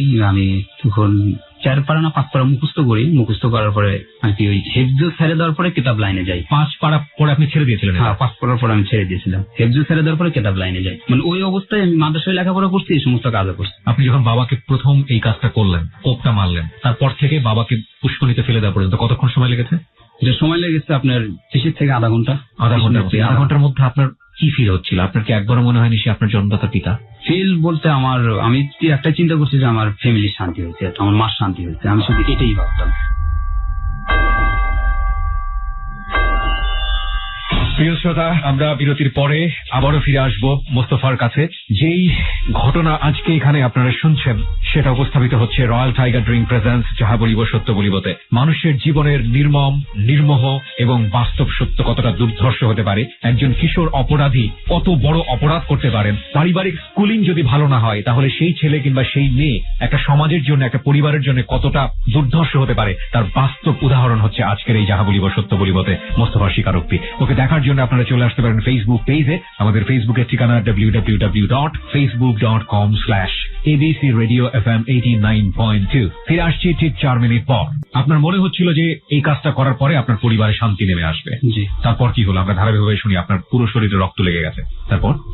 পরে আমি তো রক্ত মাখা অবস্থায় তো কোথায় যেতে পারবো না, তো আমি পুরো শরীরটা আমি উলঙ্গ করি, কাপড় চোপড় খুলে ওই শ্মশানের পুষ্করিণীতে আমি কাপড় চোপড় দিয়ে ধুই। মানে তখন আমার কাছে একটা মোবাইল ছিল, সেটা তো মার মোবাইল। জ্যোৎস্নার রাতে যদিও সব জায়গায় রক্ত, যে জায়গায় বেশি, মানে পুরো শরীরটাই তো রক্ত, পিছন সাইডে একটু কম আছে জামাতে। তারপরে ধোয়ার পরও আমি এটা দেখতেছি যে কোনো জায়গায় রক্ত আছে কিনা। মোবাইলের লাইট দিয়ে একদম লিকুইড ভর্তি করে আমি দেখতেছি রক্ত আছে কিনা। তো একদম তখন তাজা রক্ত, তো ধোয়ার পরে ওটা উঠে যায়। তো ওই শ্মশানের যে জায়গায় লাশটা পোড়ানো হয় ওই জায়গাটা 4টা রড থাকে, মাথার সাইডে 2টা আর পার সাইডে 2টা। তো এই পাঞ্জাবি এই 2 হাতাটা যা আছে, একটা এই রটের সাথে একটা এই রটের সাথে এবারে চিরিপটাই করি। তো চিমচিম বাতাস হচ্ছে জ্যোৎস্নার রাত, তো ওই নিচে যে পায়জামাটা আছে এটা পরিষ্কার করার পরে ওই পিছনে যে পায়ের কাছে যে 2টা রড থাকে ওই রডের কাছে দিই। তো ওই জায়গাটায় আমি বসে থাকি, কাপড়টা নেড়ে দেওয়ার পরে সাইডে একটা থাকে, ব্রেঞ্চ ওয়াল করা থাকে, ওটার উপর বসে থাকি। বসে থাকার পরে ওই মোবাইল আমি সাপের গেম খেলি ওই অবস্থায়। বাবা তো পুষ্করিণীতে আছে, কাপড় যতক্ষণ আমার কাপড় না শুকাবে ততক্ষণ আমি ওখান থেকে যাবো না। আপনি গেম খেলছেন মোবাইলে বসে হ্যাঁ, বসে? ওখানে মোবাইলে বসে বসে গেম খেলছি। তখন আমার কোনো অনুভূতি নাই? না, আমার কোনো অনুভূতি হচ্ছে না যে বাবা, আমি একটাই যে আমার মার শান্তি হচ্ছে। আমার মা হয়তো বাবা মারা গেছে বা বাবাকে আমি এভাবে হত্যা করছি, মারছি, তো মা বাবার জন্য অল্প কিছুদিন কাঁদবে। তো এটাই আমার কাজ করতে, যাক আমার ফ্যামিলির মধ্যে একটা শান্তি চলে আসবে। আমার বাবাকে নিয়ে এত অশান্তি আমার মার, আমাদেরকে কেউ খোঁজ খবর মানে দেয় না। Very important point, just note this. পরিবারের শান্তি চলে আসবে। একজন কিশোরের বেড়ে ওঠার জন্য পরিবারের শান্তি কতখানি জরুরি, নইলে ও কতটা দুর্ধর্ষ অপরাধী হতে পারে। পরিবারের শান্তি চলে আসবে। বাবা মা যারা শুনছেন আজকের এই JBSB, please note this point, পরিবারের শান্তি চলে আসবে। পরিবারের শান্তি একজন কিশোরের জন্য, একটা বাচ্চার সুস্থভাবে বেড়ে ওঠার জন্য কতটা জরুরি সেটা আজকে, এবং সেটা না পেলে ওরা কি করতে পারে, কতটা ভয়াবহ সন্ত্রাসী হতে পারে, সেটার বাস্তব উদাহরণ আজকের এই মোস্তফা। ওকে, বলুন তারপর। আমার তো এটা মাথায় কাজ করতো। তো ওই সময় আমি ওই শ্মশানটাতে ভয় পাই বলতে, সাইডে বসে যে গেম খেলছি, ওখানে বট গাছ থাকে, বট গাছ থেকে পানি পড়ে, আমার পাঞ্জাবি পায়জামার উপর পানি, ওই জায়গাটাতে বৃষ্টি হচ্ছে। তো আমি দেখি ম্যাগ নেই কোথাও, এরকম বৃষ্টি হচ্ছে না, তো আমার পাঞ্জাবি এর উপর বৃষ্টি হচ্ছে কেন? ওই বট গাছ থেকে পানিটা পড়ে। তো বট গাছ থেকে পানিটা পড়ার পরে তো আমি ওই বট গাছের কাছে আগাই, যে আমি বলতেছি, দেখো আমার সাথে এরকম কেউ ফাজলামি করো না, কেউ পানি ফুনি দিও না। আমি তো মানুষে করতাম, সাহসী দিলাম, যে কোনো জায়গায় যেতাম আপনার ওই দোয়া দরুদ কালাম এই সমস্ত পড়ে যেতাম, ভয় পেতাম না কখনো। তো আমি যাই কথাটা বলি, তো ওরা এরকম শোনে না। তো এরকম বৃষ্টি হতে থাকে, তো আমি ওখানে 1 ঘন্টার মতো ওখানে বসে থাকি। থাকার পরে দেখি আমার ওই কাপড় ভেজা। তো আমি ওখান থেকে চিপটা ভালো করে চিপটা গায়ে দিয়া হাঁটা দিতে বাস আমি নানির বাড়ি চলে যাব। ওখান থেকে নানির বাড়ি চলে যাওয়ার সিদ্ধান্ত করি যে এর মধ্যে আমার কাপড়টা শুকাক বা না শুকাক, রক্তটা তো চলে গেছে, এটাই তো আমার কাছে বড়। তো ওই কাপড়ের খোঁটটা খুলে দেখুন আমি ওই জায়গা থেকে সরে আনি, তখন দেখি আমার কাপড় শুকনো। ওই জায়গাটায় আমার ওই পানিও নাই, দেখি কাপড় ভেজাও নেই। ওই জায়গাতে চলে আনার পরে দেখি শুকনো। তো ওখান থেকে চলে যাই নানির বাড়িতে। তো নানি বলতেছে, কি করে রাত্রে এখানে এত 10টার মতো বাজে গেছে, তুই এখন আমার এখানে এখন দাটা কি আপনার সঙ্গে ছিল? না, দাটা ওই পুষ্করণীর ভিতরে ফালাই দিছি। চাই, তারপরে আপনার ওই বস্তা সহ বাবাকে ওই ভিতরে দিচ্ছি। আমি কোনো দাটার সাথে নিতাম না। তো নানি বাড়ি চলে গেলাম। তো নানি এরকম বলতেছে, তুই 10টা বাজে যেতেছে, তো এখন কোচিং আসতেছে। আমি বলছি, আমি তো আইসি সকালে আইসি, স্টলে যা আমি টিভি দেখছি বসে বসে আপনাদের বাজারে। তো নানি বাড়ির কাছে বাজার ছিল, তো তারা বুঝতে পারছে না। তো সকালবেলা হয় পরে, তো হিন্দু বাড়ির কিছু লোকজন ওই আসে, মানে মাঠ ফসল দেখতে আসেন। দেখার পরে সেদিকে পুষ্করণীতে লাশ দেখার পরে পুলিশকে ফোন দেয়, পুলিশ এসে লাশ নিয়ে যায় থানায়। লাশ নিয়ে যাওয়ার পরে তো আমার ভাইয়ের কাছে ফোন যায়, তো আমাদের বাড়িতে যায়, খবর যাওয়ার পরে মা তো পুরা অজ্ঞান, এরকম অবস্থা শুনছে যে আমার বাপকে কোবাইছে। সৎ মার কি অবস্থা? সৎ মা তো উনি তো কাঁদছে, তো উনিও একটু কাঁদতেছে আর কি। আমি একটা জিনিস এখানে নিশ্চিত হতে চাই, আপনি তখন বাবার সাথে বের হয়েছিলেন বাজারে যাওয়ার জন্য, আপনার মা তো সেটা জানতো? জানতো, ফ্যামিলি সবাই সেটা জানতো। জি। আপনি চলে গেলেন নানি বাড়ি, জি। আপনার বাবাকে পাওয়া গেল লাশ অবস্থায়, ব্যাপারটা সন্দেহজনক না? জি, সন্দেহজনক। কিন্তু এটা আমি যে গেছি, তো আমাকে মা ফোন দিছে, যে আমাকে বলতেছে, তুই কোথায়? সকালবেলা বলতেছে। আমি বলছি, আমি তো নানির বাড়ি। তুই কয়, তোর বাবা তো এখন আসে নাই। তো বাবা আসে না, আমি তো বাজার থেকে বিকেলে চলে আসছে। এই কথাটা আমি মাকে, কোনো মার পক্ষে বিলিভ করা সম্ভব না তার সন্তান তার স্বামীকে খুন করতে পারে। মা খুব সহজভাবে ওকে বিশ্বাস করে নেবেন। একটা প্রশ্নের উত্তর আপনি আমাকে দেবেন, আপনার মা কি জানে যে আপনি তাকে খুন করেছেন? না, আজ পর্যন্ত জানে না। যাহা বলিব সত্য বলিবর জায়গাটা আপনি একবার চিন্তা করে দেখুন প্রিয় শ্রোতা, ওর অন্তরে কিভাবে আঘাত করেছে। ওর মা পর্যন্ত জানে না, ওর ফ্যামিলির কেউ জানে না। ও আজকে লাখো মানুষের সামনে এসে কনফেস করছে নিজের জীবনের অপ্রিয় সত্যগুলো, এবং দিস ইজ টোটালি স্পিচলেস। আমরা আর একটু সামনের দিকে এগোতে চাই। বলুন তারপরে লাশ পাওয়া গেল, থানায় নিয়ে যায়। তো থানায় নিয়ে যাওয়ার পরে লাশ 2 দিন থানায় থাকে, পুলিশে রাখে লাশ, যে কি পোস্টমর্টম না কি কয় এটি করবে তারা। তো আমার ভাই যায়, যার অবস্থায় তো ও পুলিশের সাথে ঝগড়া করে। ঝগড়া করার পরে এমপির কাছে ফোন দেয়। তো এমপির কাছে ফোন দেওয়ার পরে এমপি ওই এসপি না কি পুলিশের হেড, ওনাকে ফোন দেওয়ার পরে লাশটা দিয়ে দেয়। তো থানা থেকে লাশ নিয়ে আসার পরে আমার বড় ভাই চলে আসে, মেজো ভাই। তো আসার পরে আত্মীয় স্বজন সবাই, তো ওই কোবানো অবস্থায় যেই লাশটা দেখে, মানে অনেকেই ঠিক থাকতে পারে না, অনেকেই কান্নাকাটি করে দেয়। তো ওই সময়টা আমি লাশ দেখতে যেতাম না, মানে আমি ঘর থেকে বের হতেছি না, বাবাকে দেখতে ঘর থেকে বের হচ্ছি না। ওরা আমাকে যা হুজুর বলে, মানে যারা জানাজা করবে তারা বলে যে তুমি তো তোমার বাবার ছোট ছেলে, তো তোমার বাবাকে তুমি জানাজা করো, জানাজা নামাজ যে জানাজা করো। আমি বলছি, না, আমি জানাজা করতে পারবো না, আমি এটি করতে পারবো না, জানাজা করবো না। আমি না করে দেওয়ার পর্যায়ে, না করলে পরে আমার বড় ভাই উনি জানাজা করে, তো আমি জানাজার অংশ নিই না। না নেওয়ার ফলে বাবা মাটি টাটি হয়, মাটি হওয়ার পরে তো আমার মা তারপর থেকে যে কান্নাকাটি করে আল্লাহর কাছে দোয়া করে যে আল্লাহ আমার রুবেলের বাপকে, আমার বড় ভাইয়ের নাম ছিল রুবেল, তো রুবেলের বাপকে যারা এরকম ভাবে নির্মম ভাবে হত্যা করছে আল্লাহ তাদের তুমি বিচার করো। আপনার মা এটা প্রার্থনা করে? হ্যাঁ, প্রার্থনা করে আল্লাহর কাছে। কিন্তু এই মানে এটা নামাজের মধ্যে বলে, বা আমি যেখানে আছি, যে বাসায় আছি, তো ওখানে মা আসে নামাজ কালাম, মানে এটা ওই 10-এর পরের থেকে মা শুধু এই দোয়াটাই চেয়ে যাচ্ছে যে আমার জামাইকে যারা হত্যা করেছে তারা জানে, তাদের জানি বিচার হয়, আল্লাহ জানে তাদেরকে বিচার করে। কিন্তু মা জানে না যে আমার বাপকে আমি এরকম ভাবে নির্মম ভাবে মারছি, মা জানে না। তো তারপরে 10 শেষ হওয়ার পরে 11তে আমি, তো আমার মা আমাদেরকে নেয়, আমি আর আমার মেজো ভাই দুটো ভাই ঢাকা চলে আসি, মিরপুর 1-এ চলে আসি। জি। 1-এ চলে আসার পর একটা ছোট গার্মেন্টস চাকরি নিই। তো ওখানে 15 দিন ডিউটি করার পরে ওখানে আর ভালো লাগে না, প্রিন্টিং ফ্যাক্টরি গন্ধ কয়। আপনার সৎমার কি হলো সেই সময়টাতে? সৎমা সে সময় বাবা মরে যাওয়ার পরে যেটা দায়িত্ব আর কি, যে সবাই জোতজমা ভাগাভাগি করে নেয়। তো আমার মার নামে ওই বাড়িটা ছিল, শহরের যে বাড়িটা, ওই বাড়িটা ছিল। তো জোতজমা এটা ভাগাভাগি হয়েছে, বাবা মারা যাওয়ার পরে আমার বড় ভাই সাথে থেকে, ময়মুরবিরা সাথে থেকে এটা ভাগাভাগি করছে। তো সৎমা যতটুকু অংশ পাবে 10% জায়গা দিয়েছে তাকে শহরের ভিতরে। তো এই 10% জায়গার দাম 50-60 লাখ টাকা হবে, একদম মেন টাউনে বগুড়া। তো এই জায়গাটা নিয়ে ও এখন অন্য পর্যায়ে আছে, আর একটা বিয়ে হয়েছে, বিয়ে হওয়ার পরে সৎমা এখন ওই অবস্থায় আছে। আর আপনারা এদিকে? আমরা এদিকে তো মার তো মনে ভয় ঢুকে যায় যে আমার হাজবেন্ড এরকম ভাবে মারছে, তো আমার ছেলে দুটো আছে, তো এই ছেলে দুটো জানি আবার কবে কি হয় না হয়, তো এই হিসেবে আমাদেরকে নিয়ে আসে ঢাকায় চলে আসে। আপনি তারপরে এই গার্মেন্টস বা কোনো একটা জায়গায় কাজ নিলেন? হ্যাঁ, তারপর গার্মেন্টসে কাজ নিই। তো মিরপুর 1 চাইনিজের সামনে পদ্মা স্যুটের, তো ওই জায়গাটায় কাজ নিই। কাজ নেওয়ার পরে তো নিয়মিত ভাবে ডিউটি করি। তো ওখানে আমি 2011 5 মাস 12তে আর কি ওখানে জয়েন করি। জয়েন করার পরে তো 1.5-2 মাসের মতো আর কি ওখানে চাকরি খালি যায়, বরিশাল বাড়ি। তো উনি হচ্ছে বিবাহিত মাইয়া, 30 বছর বয়স, এই যে তার আইডি কার্ডটা। তার আইডি কার্ড আপনার কাছে? হ্যাঁ, আমার কাছে। হ্যাঁ, বলুন তারপর। তো ওই সময়টাকে ওই মেয়ে আমাকে পছন্দ করে। আচ্ছা। আমি ওই মেয়েকে পছন্দ করি, করার পরে আপনার যে ডাবল বয়স সেই মেয়েটাকে আপনি পছন্দ করেন? পছন্দ করি। তো উনি আমার কাছে সবকিছু ঘটনা খুলে বলে যে আমার আগে এক জায়গায় বিয়ে হয়েছে, তো 7 বছর সংসার করছে, আমার বাচ্চা কাচ্চা হয় না দেখে আমাকে ছেড়ে দিছে। তো আমি এই গার্মেন্টস এর পর্যায়ে আছি। আমি বলছি ঠিক আছে, তো আমি সবকিছু তোমার শুনছি, শুনলাম, আমি তোমাকে বিয়ে করবো। এক পর্যায়ের দিকে আমি পাগল হই আর কি, ওনাকে ছাড়া আমার কোনো কিছুই ভালো লাগে না। তো আমি মেসে থাকি, মেসে থাকার পরে তো উনিও ফাঁকে এক মহিলা মেসে থাকে। তো আমি যে ওকে পছন্দ করি, পরে মাকে বলি মা আমি বিয়ে করব। পরে মা আমাকে বলে তুই বিয়ে করবি, তোর বিয়ের বয়স হয়েছে? মা আমাকে বলতেছে যে বিয়ের বয়স হয় নাই তো কি হয়েছে, আমি বিয়ে করব। মানে মাকে এক পর্যায়ে কথা বলি, আমি বলা বলে তুই বিয়ে করবি, তো আমি একটা মেয়ে পছন্দ করছি, ওই মেয়েকে আমি বিয়ে করবো। কি করে? মেয়ে গার্মেন্টসে চাকরি করে। গার্মেন্টসের মেয়ে ভালো না, মা বলতেছে গার্মেন্টসের মেয়ে ভালো না, খারাপ আর কি। মা এরকম আমাকে বুঝ দেয়।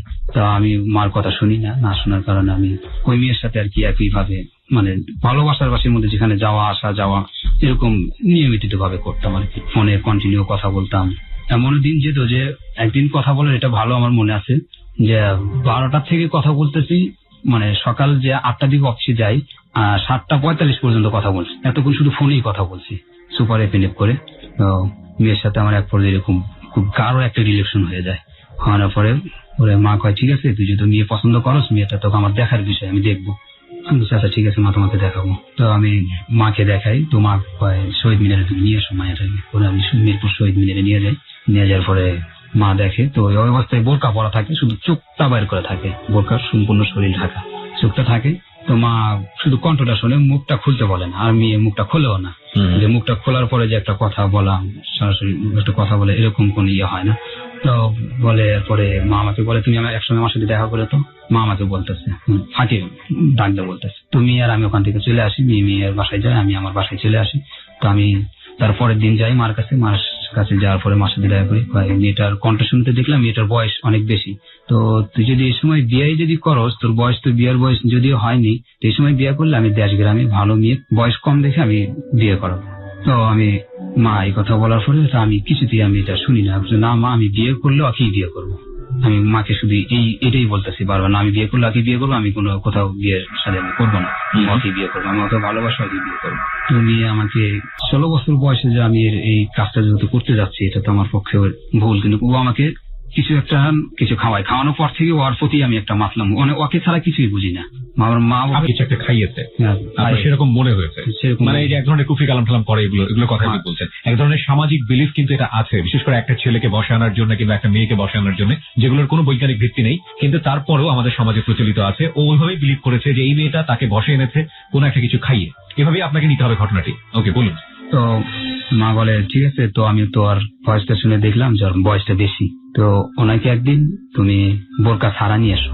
আচ্ছা। মা বলতেছে তোকে আমি বোরকা ছাড়া দেখবো আর কি, পুরো ফেসটা দেখবো, হাত পা দেখবো বলতেছে। আমি মাকে বলছি আচ্ছা ঠিক আছে আমি নিয়ে আসবো। তার পরের সপ্তাহে ছুটি পাই, শুক্রবারে ছুটি পাওয়ার পরে বলি যে মা তোমাকে দেখা করতে বলছে, আমার একটু দেখা করতে হবে। তুমি একটু আচ্ছা ঠিক আছে দেখা করবো, চলো আজকে তো বন্ধু আছে, বন্ধুর দিন যাই। পরে ওই মেয়েটাকে নিয়ে আসি, ওনাকে বলে যে বোরকা ছাড়া যেতে হবে। উনি আবার বোরকা ছাড়া কোথাও যেত না, বোরকা পরে যেখানে মার্কেটে বা অন্যান্য কোথাও জায়গায় গেলে বোরকা পরে যেত। তো আমি বলছি যে তুমি বোরকা ছাড়া যাও শহীদ মিনারে, মা তোমাকে দেখবো, বোরকা ছাড়া দেখবো। ওকে আমি এটা খুলেই বলি, বলার পরে তো উনি বোরকা পরেই আসবে। তো আমি বলছি তুমি যদি বোরকা পরো তাহলে তোমার সাথে কোনো কথা নেই, তুমি তো সব দিনই বোরকা পরো, তো আজকে মা দেখতে চাইছে তো তুমি বোরকা ছাড়া আসবা, তো সমস্যা কি তোমার? তো অফিসে কাজ করো, হাজার হাজার মানুষের সামনে কাজ করো বোরকা খুলে, আর রোডটা যাওয়ার সময় কজনে তোমাকে দেখে, আর কতক্ষণ তুমি রোডে থাকো, তুমি বোরকা পরে রোডে চলাফেরা করো, আর অফিসে তুমি বোরকা খুলে রাখো। তো এরকম কথা বলার পরে উনি বোরকা খোলার পরে আমার সাথে চলে আসে। পরে মা দেখে, মা দেখার পরে বলতেছে তোর চোখ এত খারাপ হয়ে গেছে, তুই একটা বয়স্ক মেয়ের দিকে তুই নজর দিছিস, বয়স্ক মেয়ে। তো মা বুঝতে পারে যে এক পর্যায়ে আমাকে এরকম ভাবে আর কি পাগল করছে, আমার ছেলে এরকম না। তো আমি তো ছোট থেকে ঘৃণা করতাম বয়স্ক মেয়েদেরকে, বা বয়স্ক একটা মেয়ের সাথে বা ছোট ছেলে ফেলে দেখতে, বা বড় ছেলেদের সাথে বয়স্ক কম দেখলে এরকম বুঝে যে কার সাথে কি করে হ্যান, এটা আমি বলতাম আর কি। তো মা বলে যে তুই এই সমস্ত কথা বলতি, অন্যজনের বউকে তুই ঘৃণা করতে, যাওয়ার বউ ভালো না, ওর বউ বয়স বেশি, তো তুই এরকম ধরনের কাজ কিভাবে করস? আমি বলছি না মা, আমি একই বিয়ে করব, তুমি আমাকে বিয়ের ব্যবস্থা করে দাও। পরে আমার চাচাকে ফোন দেয়, আমার ফুবাকে ফোন দেয়, আমার বড় ভাই যিনি রাজনীতি করে উনি বড় ভাইকে ফোন দেয়। ফোন দেওয়ার পরে বড় ভাই আসে, বড় ভাই আসলে ফুবা আসে, চাচা আহে, মা আহে, চারজনে আসে। মানে আমি অফিসে যাব 8টার দিকে, ওরা আর কি আমার মেসে ঢোকে। মেসে ঢোকার পরেই আমাকে ওই অবস্থায় থানাটা সামনে থেকে নিয়ে যায়, যে তোর এখন থেকে তুই খাইতে পারবি না, এখন থেকে খাইতে পারবি না, দেশে যেতে হবে তোকে, মানে ওই মেয়েটার থেকে আমাকে আলাদা করবে। ওকে। তো ওই সময়টাতে আসে, তো আমার অনেক খারাপ লাগে, চিড়িয়ার আওয়াজ, যদি আমার কাছে ফোন না, কোনো কথা না আসে, আমাকে নিয়ে যেতে যাচ্ছে, আমি তো মেয়ে কাছে যাবো না। আমি বলছি মা তুমি যে বিয়ের কথা বললা, তো বিয়ের কি হবে, আমি ওকে বিয়ে করবো, কয় তোকে গ্রামে বিয়ে করাবো। যখন এই কথাটা বলে তখন আমি ওই অলের ভিতরে একটা ঘুষি দিই, আমার হাত দিয়ে নিয়ে অলের ভিতরে একটু ঘুষি দেওয়ার পর ওই জায়গায় আমি পড়ে যাই।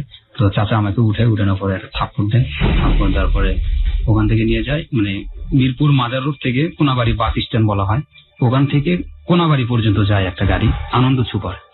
তো আমার মেজো ভাই ওখানে এসে চাকরি করে। ওকে।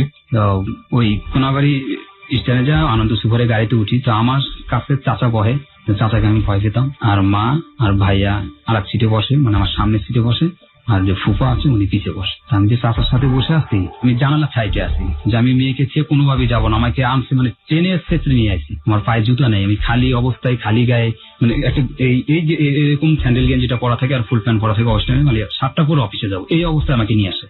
এসে পরে আনন্দ সুপারের গাড়িতে ওঠানোর পরে আমি ওই জানলাটা দিয়ে আসি, তারপর আমি ওকেই বিয়ে করবো। হ্যাঁ আমি ওকেই বিয়ে করবো, আমি খালি এটাই বলতেছি, আমি ওর কাছ থেকে দূরে সরে যেতে চাচ্ছি না, আমি মিরপুরে থাকবো, আমি ওকেই বিয়ে করবো, আমি ওখানেই থাকবো, আমি এটাই বারবার ওদেরকে বলতেছি যে আমি গ্রামে বিয়ে করবো না। তো চাচা আমার অনেক বুঝায়, তো আমি লাভ দিতে চাইলে চাচা আমাকে আমার মাত্রা ধরে, তো চাচা টান দেওয়ার পরে আমি চাচাকে মারি ওই গাড়ির ভিতরে, এই চলের ভিতরে 2-3টা ঘুষি দিই, ঘুষি দেওয়ার পরে চাচা আমাকে গাড়ির ভিতরে লাইট চাই, মানে গাড়ি তো সিটিং সার্ভিস সব সিটি বসা, ফাঁকা জায়গা কোনো নেই, মানে এই জায়গাতে ছোটে ওই ড্রাইভার পর্যন্ত নিচ্ছে, ওই জায়গাতে ছটাতে আবার এদিকে যাত্রী ছিল না গাড়িতে? যাত্রী ছিল, মনে হয় আমার মুরব্বীরা আমাকে শাসন করতেছে, যাত্রী মাসির মধ্যে যে সমস্ত ব্যবহার করতেছি, জোরে জোরে কথা বলতেছি, অশ্লীল আচরণ করতেছি, এটা তো যাত্রীরা দেখতেছি, এই জন্য কিছু বলে নাই। তো আমি যাই, তো আমার মেজো ভাইটা, আমি ওনার কথাই সবসময় ওনার কথাই সম্মান করতাম, আমার মেজো ভাইটা অনেক নরম মানুষ ছিল। তো উনি আমাকে বুঝাইতো ভাই তুই আমার ছোট, তো তুই যদি এখন বিয়ে করস তো আমার মান সম্মান থাকে কই, যে বড় ভাইয়ের আগে ছোট ভাই বিয়ে করে, তো এটা আবার কোন ধরনের কথা হয়, তুই বিয়ে করিস না, তুই যদি বিয়ে করার যদি মন থাকে, তুই যদি বিয়ে করস তাহলে আমাদের গ্রামে মেয়ে দেখে শুনে বিয়ে করাবো, কিন্তু গার্মেন্টস এর বিয়ে, এটা আমার ভাই বলতেছে। আমি বলছি না ভাই দেখো, আমি অনেক ভালোবাসি, আমি ওকে বিয়ে করবো। কয় তোর তো অনেক ডাবল বয়স এই কথা বলতেছে। তো আমি কিছু ডাবল বয়স আছে থাক, এটা সমস্যা নেই, আমার বয়স পূর্ণ হলে এটা ঠিক হবে। তো আমি ওকে এরকম বুঝে বলার পরে তো উনি আমাকে অনেক রিকোয়েস্ট করার পরে 3 দিন ওই ওর কাছে রাখার পরে ওখান থেকে আর আমাকে নিয়ে যায় না। তো আমার ফুফা চাচা বড় ভাই ওই ভাইয়ের বাসায় থাকে। তো আমাকে 3 দিন বুঝায় আমার ভাই। তো ওর কথা আমি সম্মান করতাম, ওর কথা আমি শুনতাম। তো উনি আমাকে বুঝানোর পরে 3 দিন পরে ওই মেয়েটা আমাকে ফোন দেয়, তুমি এইভাবে আমাকে খেয়ে গেছো। এই মেয়েটা খাদিজা ফোন দেয় যে তুমি আমাকে এরকম ভাবে খেয়ে গেছো, তুমি হয়তো ভালোবাসো না। ওর কথাটা কণ্ঠটা যখন আমার কানে আসে তখন আমি ঠিক থাকি না, মানে আমি ওর কাছে কিভাবে ছুটে আসবো আমি খালি এটাই চিন্তা করতেছি। পরে ঘরের মধ্যে সবাই থাকে, চিপি দেখে সবাই, আমি মোবাইলটা চিপটা ফালাই দিই, ব্যাটারি এক জায়গায়, সিম এক জায়গায়, মেমোরি ছিন্ন বিচ্ছিন্ন হয়ে যায়। পরে আমি ওই অবস্থায় রুম থেকে বের হই।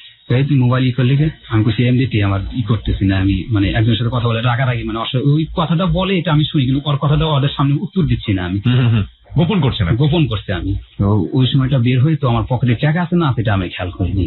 আমি কোনাবাড়ি যাই, যাওয়ার পরে গাড়িতে উঠি, আনন্দ সুখে গাড়িতে উঠে আবার মিরপুরে চলে আসি। তো অর্ধেক পথে আসতে হেল্পার আমার কাছ থেকে বাড়া যাচ্ছে যে ভাই কোথায় যাবেন, মিরপুরে যাবো। তো মাঝ পথে আসার পরে কন্ডাক্টর আমার কাছ থেকে টাকা চাওয়ার পরে আমি পকেটে থাকার কারণে ও আমাকে মাঝ পথে নেমে দিতে চায়। টাকা নাই, তো গাড়ি তুলছে কন্ডাক্টর আমাকে বলতেছে। আমি বলছি ভাই আমি ওই বাস স্টেশনে নেমে মিরপুরে মাজারের ওখানে নেমে আমি তোমাকে, আমার পরিচিত দোকান আছে ওখান থেকে তোমাকে টাকা দিয়ে দেবো। তো আমার তো পরিচিত দোকান নাই, তারপরে ওখানে আমি মিথ্যার আশ্রয় নিতেছি মিরপুর আসার জন্য আর কি। পরে ও মিরপুর আসে, তো আমার কাছ থেকে আর ভাড়া টাড়া নেয় না। আচ্ছা, আমি ওখান থেকে মেয়ের কাছে চলে আসি। ওই খাদিজা অফিসে থাকে, তো ওনাকে আমি ফোন দিই, ফোন দেওয়ার পরে বলতেছে আমি তো মিরপুরে চলে আসছি, তুমি অফিস থেকে বসের কাছে ছুটি নাও, ছুটি নেওয়া তুমি আমার কাছে আসো, আমি গার্মেন্টস সাইটে আছি কোয়ার্টারে, সরকারি কোয়ার্টারে। তো উনি বসের কাছ থেকে ছুটি নেয়, ছুটি নেওয়ার পরে আমার কাছে আসে। আমাকে দেখো আমাকে তো এরকম ফুফা বড় ভাই চাচা মা এখান থেকে নিয়ে গেছে, তো আমি ওদের কাছে তুমি ফোন দিছো, তো তোমার কথাটা শুনে আমি ঠিক থাকতে পারিনি, এভাবে ছুটি চলে আসছি তোমার কাছে। তো 3 দিন আমি তোমাকে আসছিলাম, তোমার কি অনেক খারাপ লাগছে? তো উনি আমাকে কান্না করে বলে হ্যাঁ আমার অনেক খারাপ লাগছে, তুমি 3 দিন ধরে আমার কাছে কোনো ফোন দাও না, তোমার ফোন বন্ধ। তো আমি তোমাকে তো সবসময় ফোন দিচ্ছি। আমি বলতেছে আমি দেখো আমার ফোন তো এরকম আমার ফ্যামিলির লোকজন আটকে রাখছে, আমার ভাইয়ের মোবাইলে যখন সিমটা উঠেছি তখনই তোমার ফোনটা গেছে। আমি বুঝতে পারছি যে তুমি আমার ফোনে সবসময় ফোন দিতেইছ, নাহলে আমার সিমটা ঢোকার পরেই ফোনটা যায় না। তো বলে যে আমি যে মেসে ছিলাম ওখান থেকে তো তারা নিয়ে গেছে ওখান থেকে, তো ওখানে যাওয়া তো সম্ভব না, তো আমি এই মুহূর্তে কোথায় যাবো? তো বলে যে আমি যেখানে খাই তো ওখান থেকে ভাতটা আইনে তোমাকে খাওয়াতে পারবো, কিন্তু আমার জায়গাতে তোমাকে রাখতে পারবো না। নিয়ে বলতেছে বলতে আমি কোথায় থাকবো? তো ঢাকা শহর ভাই সবাই একবেলা খাওয়া দেয়, কিন্তু থাকার জায়গাটা দেয় না। তো উনি আমাকে ভাত এনে খাওয়ায়, আসি দুপুরের সময় আসি, আসার পরে দুপুরে ভাত খাওয়াই, রাত্রে খাওয়াই, খাওয়ানোর পর আমি থাকার কোনো জায়গা পাই না। পরে আমাকে উনি পরামর্শ দেয় যে তুমি ওই ফ্যাক্টরি সিকিউরিটির সাথে কথা বলো, তো সিকিউরিটি তো ফ্যাক্টরিতেই ঘুমায়, তো ওদের খাটটা তো অনেক বড়, তো ওদের সাথে তুমি থাকতে পারো। পরে আমি সিকিউরিটি যে কথা বলি না আমি তো 3 দিন অ্যাবসেন্ট করলাম, তো আমার বাড়িতে সমস্যা হয়েছিল আমি বাড়িতে গেছি, মানে মিথ্যার একটা কথা বলে। আমি মেয়ের বেলায় কোনো কথা বলি না যে মেয়ে নিয়ে আমাকে আমার ফ্যামিলি আমাকে এইভাবে নিয়ে গেছে, এই কথা তাদের বলি না। বললে যদি আমাকে জায়গা না দেয় তো থাকি, নানার কাছে থাকি, সিকিউরিটি নানার কাছে থাকার পরে তো ওই নানা নেশা করতো। আচ্ছা, নেশা করতো মানে উনি বয়স্ক বলতে কি সিকিউরিটি হিসাবে আর কি নানা বলতাম তাকে। বয়স তেমন ছিল না, 40-42 এরকম ছিল। উনিও গাঁজা খেত, ওই সিকিউরিটি গাঁজা খাওয়ার ফলে তো ওনার যে গন্ধটা, ওই গন্ধটা আমি থাকতে পারতাম না। আচ্ছা, ধূমপান যেটা গাঁজার গন্ধ, এই গন্ধটা আমার সহ্য হতো না। তো ওনার কাছে আমি 5 দিনের মতো থাকি। তো 5 দিনের মতো থাকার পরে আমি আমার ওই খাদিজাকে বলি যে দেখো আমার তো ওখানে থাকতে সমস্যা হচ্ছে, তারা নেশা করে, তোদের কাছে থাকা আমার চলবে না, তো তুমি কি বলো? মাসের 16-17 তারিখ এরকম। তো উনি বলে যে দেখো 1 তারিখ ছাড়া তো রুম ভাড়া হয় না, তো এই 15 দিন তুমি কিভাবে থাকবা যেহেতু ওর কাছে থাকতে পারতেছো না। আমি সিকিউরিটির কাছে 5 দিন থাকি কষ্ট করে। তো এর মধ্যে আপনার বাড়ি থেকে কোনো যোগাযোগ করা হচ্ছে না আপনার সঙ্গে? না, আমার কাছে আমার তো ফোন নেই। আচ্ছা, সিম সব ফালাই দিয়েছি। ওকে। তো ওই মেয়ের কাছে ফোন করে, আমার মা ফোন করে যে আমার ছেলে তোমার কাছে গেছে কিনা হ্যান ত্যান। তো উনি এক পর্যায়ে না বলে, না করে দেয়, অস্বীকার করে না আমার কাছে আসে নাই। সিকিউরিটির কাছে 5 দিন থাকার পরে উনি বলে যে আমি তোমাকে টাকা দিচ্ছি, তুমি চলতি মাসে অনেকই বাসা ভাড়া হয়, তো তুমি চলতি মাসে বাসাতে যাও, যা বাসা ঠিক করো, আমি অফিস করি আর তুমি যা ঠিক করো। আমি বুঝে আছে ঠিক আছে, তো আজকে ডিউটিটা করি, তো আমি একা বাসা দেখতে পারবো না, তোমাকে সাথে নিয়ে দেখতে হবে। তো বাসা জিজ্ঞাসা করে যে কে কে থাকবে, তখন তো বাসাটা জিজ্ঞাসা করবে যে বাসায় কে কে থাকবে। তো আমি বলবো যে আমরা 2 জন জামাই বউ, এই কথাটা আমি ওকে বলতেছি। তো উনি আর আমি বাসা দেখতে যাই, বাসা অ্যাবসেন্ট করে যাই ফ্যাক্টরি থেকে। বাসা দেখতে যাওয়ার পরে তো 2 নম্বর মসজিদ মার্কেটের কাছে ইসুফ মিয়ার বাসায় আর কি যাই। ওখানে যাওয়ার পরে দেখি একটা চলতি মাসে ওরা লেখা আছে টু লেটের, যে চলতি মাসে ভাড়া, যে চলতি মাস থেকে ওটা ভাড়া হবে, রুম খালি আছে। আমরা ওই ইসুফ মিয়ার সাথে কথা বলি, বাড়িওয়ালার সাথে কথা বলার পরে বলতেছে তোমরা কে, তোমরা 2 জন। তো আমরা বলছি আমরা জামাই বউ। তো জামাই বউ উল্লেখ করে আমরা বাসা নিতাম। আচ্ছা, তো তখন তো আমরা বিয়ে শাদী করিনি, অবৈধভাবে আর কি। তো ছেলেরা আমার মুখের দিকে টেকে থাকতো, বয়সে মিলতো না, আমার বয়স অনেক কম, তার বয়স অনেকটাই বেশি, অনেক ব্যবধান। তো কয় ঠিক আছে, আমাদের তো বাসা ভাড়া দিতে হবে, টাকার প্রয়োজন, ওরা দিবি। তো বাসা দিল, তারপরে আমরা অবৈধভাবে 15 দিন থাকছি ওই বাসায়। অবৈধভাবে এবং অনৈতিক সম্পর্ক আপনাদের মধ্যে ছিল? থাকছি। 3-4 তারিখের মধ্যে আমার মা জানতে পারে যে আমি এভাবে ওই মেয়ের কাছে আছি। তখন আমার মা পাগলের মতো ছুটে চলে আসে যে ওর বয়স কি আর মেয়ের বয়সটা কি, এলাকার পোলাপনে যদি জানতে পারে যে তারা এরকম ভাবে, মান সম্মানের প্রশ্ন, এটা কখনো মেলে না। ওরা যদি জামাই বউর পরিচয় দেয়, যেহেতু জামাই বউর পরিচয় হিসেবে বাসায় আছে, তো বাইরে কোথাও যদি ছেলেরা ধরে যে তোরা কে জামাই বউ, তাহলে তো একটা সমস্যা হয়ে দাঁড়াবে, যেটা তো বয়সে মেলে না, মানে মা ছেলের সমতুল্য এরকম হচ্ছে আর কি। তো মা এটাই বুঝেই আমার কাছে ছুটে চলে আসে। ছুটে আসে, ওর মেয়ের নাম্বারে ফোন দেয়, তোমরা কোথায় আছো? ওর 2 নম্বর মসজিদ মার্কেট ওখানে বাসা আছে। ওর মা এসে বলতেছে যে আমার ছেলে তোমার জন্য এতই পাগল, তোমার কাছে ছুটে চলে আসছে, তো যাক আমার ছেলেকে আমি তোমার সাথে বিয়ে করাবো। তো মা এই সিদ্ধান্ত বাধ্যতামূলক নেয়। নেওয়ার পরে ইতিমধ্যে ওর বাবাকে ফোন করেন যে আপনি আসেন, আপনার মেয়ে আমার ছেলেকে পছন্দ করছে, আমার ছেলে আপনার মেয়েকে পছন্দ করছে, তো আমরা উভয় পক্ষ থেকে এটা বিয়ে করাবো। এই কথাটা মেয়ের বাবাকে বল। মেয়ের বাবাকে বলার পরে উনি চলে আসে বরিশাল থেকে। আসলে পরে উনি যে একটা বুঝ দেওয়া আর মেয়েকে তা দেয় না, যে দেখো তুমি তো একদিকে বিয়ে হচ্ছে, 7 বছর সংসার করছো, সন্তানাদি হয় নাই, তো এরকম একটা অংবিবাহিত ছেলের জীবনটা তুমি কিভাবে নষ্ট করো, এরকম কোন হচ্ছে 11 শেষের দিকে, 2011 সালের শেষের দিকে। আজকে হচ্ছে 2015 সাল, এবং 2011 সালের এই ঘটনা যখন ঘটলো তখন আপনার বয়স কত? 16 বছর আর কি। 16 বছরের মতো বয়স তখন আপনার। ঠিক আছে, বলুন তারপর। তো তারপরে ঢাকায় আসলাম। আসার পরে তো অফিসে সবাই জানাজানি, 2 জন অ্যাবসেন্ট করছি, 2 জন আসেনি এতদিন ধরে ফ্যাক্টরিতে। তো ফ্যাক্টরি সবাই বলে এটা তুই ভালো কাজ করস নাই, তো অনেক দ্বিগুণ তোর খালার সামান্য বয়সের মেয়েকে তুই বিয়ে করছিস, মানে অনেকজন নানান কথা কয়, বিরূপ মন্তব্য করছে। তো এটা আর আমি তেমন গুরুত্ব দিতাম না। আমি তো ওই নতুন অবস্থায় যেমন আনন্দ ফুর্তি থাকে এরকম ওই মেয়ের সাথে আছি। তো যেই মাসটা ওনাকে নিয়ে থাকি অবৈধভাবে 15-16 দিন থাকার পরে আবার বাড়ি থেকে 3-4 দিন পরে ঘুরে আসা, বিয়ে করার পরে এসে যখন থাকি, তো ওই মাসে তো মেয়ের পেটে বাচ্চা হয়। তো আমি এটা বুঝতে পারি না, আর ওই মেয়েও আমাকে জানায় না যে আমার পেটে বাচ্চা। তো উনিও চাকরি করে, আমিও চাকরি করি, একই ফ্লোরে, আমাদের একই বস, একই সুপারভাইজার। তো থাকার পরে আমি 6 মাস পরে ওনাকে বলি যে, মানে গর্ভবতী যখন 6 মাস, তখন বলি যে তুমি পেটটা এত বাড়তেছে কেন? আমি তখন বুঝতে পারি না ওর পেটে বাচ্চা। কয় আমি মোটা হচ্ছি। উনি আমাকে এটা বলে যে মোটা। তুমি এর আগে কি ওনার বিয়ে হয়েছিল? হ্যাঁ, ওনার আগে বিয়ে হয়েছিল, 7 বছর সংসার করছে। আগের জামাইটার নাম ছিল এই ফিরোজ, এই আইডি কার্ডটা। ওকে, আর তখন ওই ঘরে কোনো সংসার থাকা অবস্থায় বাচ্চা কাচ্চা কিছু হয়নি? না, ও বলছে বিয়ের আগে বলছে যে আমার কোনো বাচ্চা কাচ্চা হয় না, এই জন্য আমাকে ছেড়ে দিয়েছে। আচ্ছা। তো আমার পরে আসার কাছে তখন বাচ্চা এলো। তো আসছে, আমি 6 মাস পরে বলি যে তোমার পেটটা তো ফুলা কেন, উঁচা কেন? তখন বলে যে আমি মোটা হচ্ছি। যে তুমি মোটা হলে তো তোমার সর্বশরীর মোটা হবে, তোমার পেট শুধু মোটা হবে কেন? গর্ভবতী অবস্থা। তখন আমার মাকে ফোন করি, মা একটু বাসায় আসো তো। কেন, দরকার আছে তোমাকে? পরে মা আসে, মা আসার পরে তখন ওকে দেখতে পাই। দেখার পরে কয় যে তোর বউয়ের পেটে তো বাচ্চা, তো এতদিন সংসার করছে, 7-8 বছর সংসার করছে অন্যের বাড়িতে, তো তোর কাছে আসার পরপরই বাচ্চা হলো, এটা তো সুবিধাজনক না। মা বলতেছে যে বাচ্চাই যেহেতু হয় না, 7 বছর সংসার করে কোনো বাচ্চা হয়নি, তো তোর কাছে আসার পরে বাচ্চা হয় কিভাবে? এটা আপনার মা বললো? এটা আমার মা বললো। আমি কিছু মা যা হয়েছে, এটা বাচ্চা এটা আমারই হবে, কারণ আমি বিয়ের আগেও তো অবৈধভাবে তার সাথে আমি 15-16 দিন ছিলাম। তো মা এই কথা বলে, তো মা আমাকে একটা সিদ্ধান্ত দেয় বাচ্চাটা ফেলে দেওয়ার জন্য। তো ডাক্তারখানায় আমি যাই, ডাক্তারের কাছে গেলে পরে কোনো ডাক্তার এটা নেয় না, কয় না এটা বয়স হয়েছে অনেক, 6 মাস বয়স। তো প্রথম বাচ্চাটা 8 মাস বা 8-9 মাসের মধ্যে ডেলিভারি, পুরো মাসটা যায় না, পুরো 10 মাস 10 দিন হয় না, এটা আগে ডেলিভারি হয়। তো ডাক্তারের নিষেধ করে। তো আমার এক পর্যায়ে খারাপ লাগে, 6 মাস বয়স বাচ্চার পেটে, গর্ভবতী 6 মাস, তো এই বাচ্চাটা ফেলে দেওয়ার প্রতি ঠিক হবে না, এটা আমি নিজের থেকে বলি আর কি। পরে ওটা আর ফালাই না। তো 7 মাস পর্যন্ত উনি চাকরি করে, ওই গার্মেন্টস থেকে কোনো ট্যাক্স পায় না, যে বাচ্চা হওয়ার পরে যেটা গার্মেন্টস থেকে যে টাকা পয়সা দেওয়া হয় উনি আর ওটা পায় না। না পাওয়ার কারণে উনি বাড়িতে যায়। গর্ভবতী অবস্থায় তুমি তোমার মার বাড়িতে যাও, বাচ্চা কাচ্চা হইলে তোমাকে আমি 3-4 মাস পরে নিয়ে আসবো। আচ্ছা, এরকম একটা সিদ্ধান্ত নেই। তো ওনাকে আমি বাড়ি পাঠাই, রিজাইন দেওয়ার পরে 1 তারিখ উনি বাড়ি যায়। 1 তারিখে বাড়ি যাওয়ার পরে 10 তারিখে ওনার বাচ্চা হয়।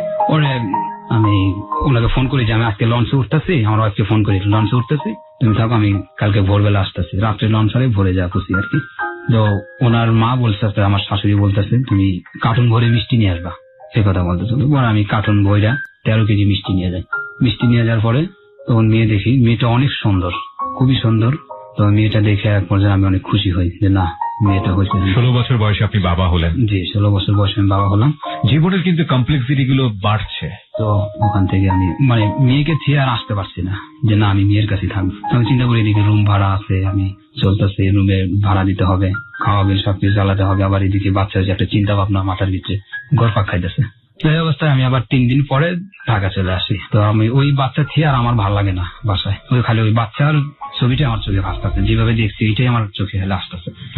তো আমি পরে ওনাকে ফোন করি যে তুমি চলে আসো 1 তারিখে। তো উনি চলে আসে 1 তারিখে। 1 তারিখে চলে আসার পরে তো বাচ্চারও খাবার লাগবে, আমাদেরও চলতে হবে।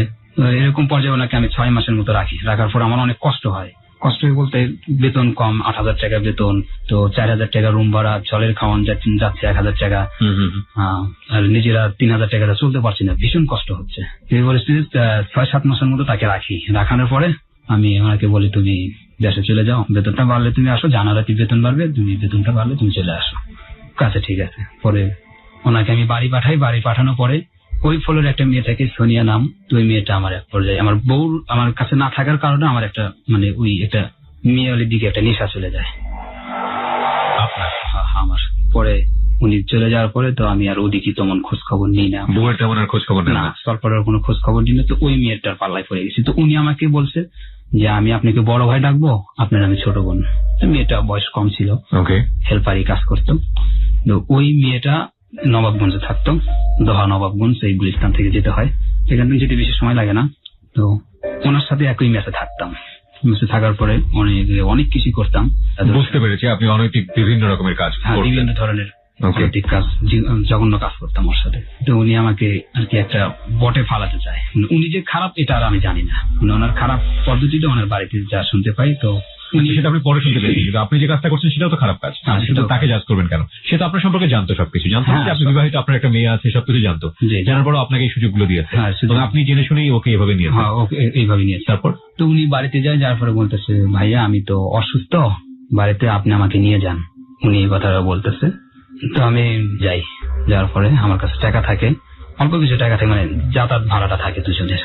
তো আমাকে বলি দেখো তুমি চলে আসো, কয় যে না আপনি আমার বাড়ি পর্যন্ত আসেন। তো আমি নবাবগঞ্জে থাকি, তো ওনার নবাবগঞ্জ থেকে আরো 20 টাকা সিএনজি ভাড়া আর বাড়িতে। এটা হচ্ছে 16 করে গ্রামের নাম, 16 আর কি বলা হয়। তো ওখানে আসি। ওখানে আসার পরে তো উনি ওর ভাবির সাথে, ওনার মাও নেই বাবাও নেই, আর উনি একাই, আর ওর একটা ছোট্ট বোন আছে, আর ওর সৎ ভাইরা আর কি। তো ওর সৎ ভাইটা অনেক খারাপ। তো উনি ওর সৎ ভাইয়ের সাথে ঝগড়া করে, সৎ ভাই আর ভাবির সাথে ঝগড়া করে যে আমাকে টাকা দেন, আমি গাড়ি ভাড়া নিয়ে যাবো। আমি বলছি দেখো তুমি ঝগড়া করার কোনো কারণ নেই, আমার কাছে টাকা আছে, তুমি চলে আসো। তো বিকেল হয়ে গেছে। বিকেল বলতে আপনার 6টা 6:30 বেজে গেছে, মাগরিবের পরে। এরকম বেজে যাওয়ার পরে তো উনি তো ঝগড়া করতেই থাকে, আমি ওর বাড়ি পর্যন্ত যাওয়ার সাহস হয় না। এমন করতে করতে রাতের 8টা বেজে গেছে। তো 9টার ভিতরে নবাবগঞ্জ থেকে এখানে কোনো গাড়ি আসে না, এই গুলিস্তানে কোনো গাড়ি আসে না। তো মোটরসাইকেল নিয়ে ওর কাছে চলে যাই। যার পরে ওখানে মোটরসাইকেল ভাড়া হয়, আসি। আসার পরে উনি বলে যে আচ্ছা তাহলে চলেন। আমি রাত্রে ওখানে যাইতে যেতে তো মোটরসাইকেল আধা ঘন্টার মতো সময় লাগবে, ঘুরে যেতে হবে আর একটু। তো ওনাকে নিয়ে চলে যাই। চলে যাওয়ার পরে ওই নবাবগঞ্জে যখন ফুসি, ওই সময় কিছু লোকজন মোটরসাইকেল নিয়ে আসে। এসে ওই মেয়েকে, মেয়েটা আমি পিছন থেকে একটু ফোন দেওয়ার কথা খালি বলে যে আমি এই জায়গাটায়। আমি শুধু এইটাই স্পষ্ট ভাবে শুনি যে আমি এই জায়গাটায় আসি। তো এই জায়গার জন্য কথা বলে, তখন ওই আর একটু সামনে যাওয়ার পরে নবাবগঞ্জ পাও আর কি, নবাবগঞ্জের সীমানায় ওই জায়গাটাই 5-6টা মোটরসাইকেল আসা ওই মোটরসাইকেল আটকানোর পর ওই মেয়েকে বলে, এই ছেলেকে, কয় আমার খালাতো ভাই। কয় তোর খালাতো ভাই? আমি তোর গ্রামে থাকি, তোর খালাতো ভাই আমরা চিনি না। কয় আমি পছন্দ করি এই হিসেবে খালাতো ভাই। যেখানে এই কথাটা বলে মোটরসাইকেল থেকে আমার নামানোর পরে ওই জায়গায় চট থাপ্পড় দেয়।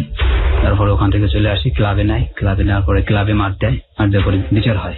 কিসের বিচার? বিচার মানে আমরা দুজন, তো আমাকে জিজ্ঞেস করতেছে তুমি এর আগে এখানে কতবার আইছো, মেয়ের সাথে কতবার অবৈধ সম্পর্ক করছো, ওকে, এটা মুরব্বীরা জিজ্ঞেস করতেছে। আমি বলছি না, মেয়ের সাথে কোনো অবৈধ সম্পর্ক নাই, উনি আমাকে ফোন দিচ্ছে বা উনি আমাকে ঠিকানা দিচ্ছে, এই ঠিকানা মূলক আমি এখানে আসছি, আমি আগে পরে এখানে কখনো আসি নাই, আচ্ছা। উনি ঠিকানার বিদায় দিচ্ছে, আমি আসতে পারছি। তো ওই মেয়েটা আমি ওকে ফাঁকি মানে এক সাইডে আপনি মুরব্বীরা সামনে সাইডে আছে, তবে বলি তুমি যদি জিজ্ঞেস করে যে তুমি আমাকে বিয়ে করতে রাজি হবে, তুমি এবার না করো না। তো ওনাকে ফাঁকি নিয়ে যা বলে যে তুই এই ছেলেকে না কর, তুই বিয়ে করিস না, ঠিক আছে, যে আমরা দুজন পছন্দ করতাম, পছন্দের খালাতো ভাই হিসেবে। দাঁড়ান, আপনি মেয়েটাকে বলেছেন যে তোমাকে যদি বলে বিয়ে করার জন্য তুমি রাজি হয়ে যাবে? হ্যাঁ, রাজি হয়ে যাবা। কেন বলেছেন এটা? কারণ আপনি তো অলরেডি বিবাহিত। অলরেডি বিবাহিত, মানে এটা যদি বলে আর কি, তারা ও আমাকে বিয়ে করবে আর কি, এরকম পর্যায়ে নিয়ে আসে মেয়েটা। না না, এটাকে আপনি রাজি ছিলেন মেয়েটাকে বিয়ে করার জন্য? হ্যাঁ, আমি ওকে বলছি, আমি যদি ওখানে রাজি না থাকে তাহলে তো আমাকে ওখানেই শেষ করে দেয়। আপনি সেই জন্য রাজি হয়েছেন? হ্যাঁ, সেই জন্য, মানে বাঁচার জন্য আর কি রাজি হয়েছেন। তো মেয়েকে বলেছেন যদি বিয়ে করার কথা বলে তাহলে আলটিমেটলি তুমি স্বীকার করবা? তুই স্বীকার করবা। আচ্ছা, তারপরে ওরা কি বলে মেয়েকে? যে বিয়ে করিস না? হ্যাঁ, তুই বিয়ে করিস না। তো ওই সময় মেয়েটা বলে না যে ইনি বিবাহিতা বা এনার ছেলে ফেলে আছে, ইনি ওদেরকে বলে নাই বা কেউ আমাকে বিশ্বাসও করতো না, যে কম বয়স যেহেতু। তো মুরব্বীরা এরকম করার পরে মেয়েটাকে ফাঁকি নিয়ে যায় বলে তুই ওকে না কর, দেওয়ার পরে কি করি, আর সাইজ করতেছি, আর সাইজ করে নারী নির্যাতনের মামলা দিয়ে জেলখানায় ঢুকিয়ে দিতেছি, এই কথা মেয়েকে বলে। ওকে, ওই কথা বলার পরে তো আমাকে ওখানে আটকে রাখে। তো রাত্রে ওরা রাখে পায়ে শিকল দিয়া ওই ইয়ার সাথে বেঁধে রাখে। আপনাকে? হ্যাঁ, আমাকে বেঁধে রাখে। তো দুজন দুই সাইডে থাকে। তো আমি ওদেরকে একটা বলি যে তোমরা পুরুষ মানুষ দুজন দুই সাইডে থাকার পরে ঘরের মেন গেটটাই তালা দেওয়া থাকার কারণে তোমরা আমার শিকলটা বাঁধছো। অনেক রিকোয়েস্ট করি যে ভাই শিকলটা খোলেন, আমার রাত্রে ঘুম হবে না, আমার শিকলটা খোলেন। তো ওদেরকে বলে ওই কথা বলি, না আমাদের মুরব্বীর নিষেধ, শিকল খোলা নিষেধ, আমরা শিকল খুলতে পারবো না। তো ওরা দুজন দুই সাইডে থাকে। তো রাত্রে আমার একটু কম হয় না, না হলে পরে মার কাছে ফোন করি, মাকে ফোন করলে পরে মা ছুটে চলে আসে, বগুড়া থেকে সুজনবাবগঞ্জ আসে, সেখানে মূল্যে আসে, মা তো শিক্ষিত মানুষ, আসলে পরে তো এরা এখান থেকে লোভ দেখায় যে মেয়ের হেই আছে, তেই আছে, হ্যান আছে, ত্যান আছে, তো মেয়েকে আমরা বিয়ে করাই দেবো, তোমাদের ছেলে অনেক কিছুই পাবে। মাকে এই কথা বলে। তো মা স্বীকার করেন না এখানে যে অলরেডি ও বিবাহিত বা এরকম? না, মা এই কথা বললে তো আমি তো ওই জায়গায় মার খাই যে তুই নির্যাতন মামলা দিয়ে। হ্যাঁ, যে তুই একটা বিবাহিত বাচ্চা কাচ্চা আছে, কেন এই মেয়ের সাথে এরকম করছো? মাকেও আপনি কনভিন্স করেছেন যে মা তুমি যেন এটা স্বীকার না? হ্যাঁ, মা তুমি যেন এটা স্বীকার না। এদিকে বউ তো কিছুই জানে না, উনি তো দেশে আছে।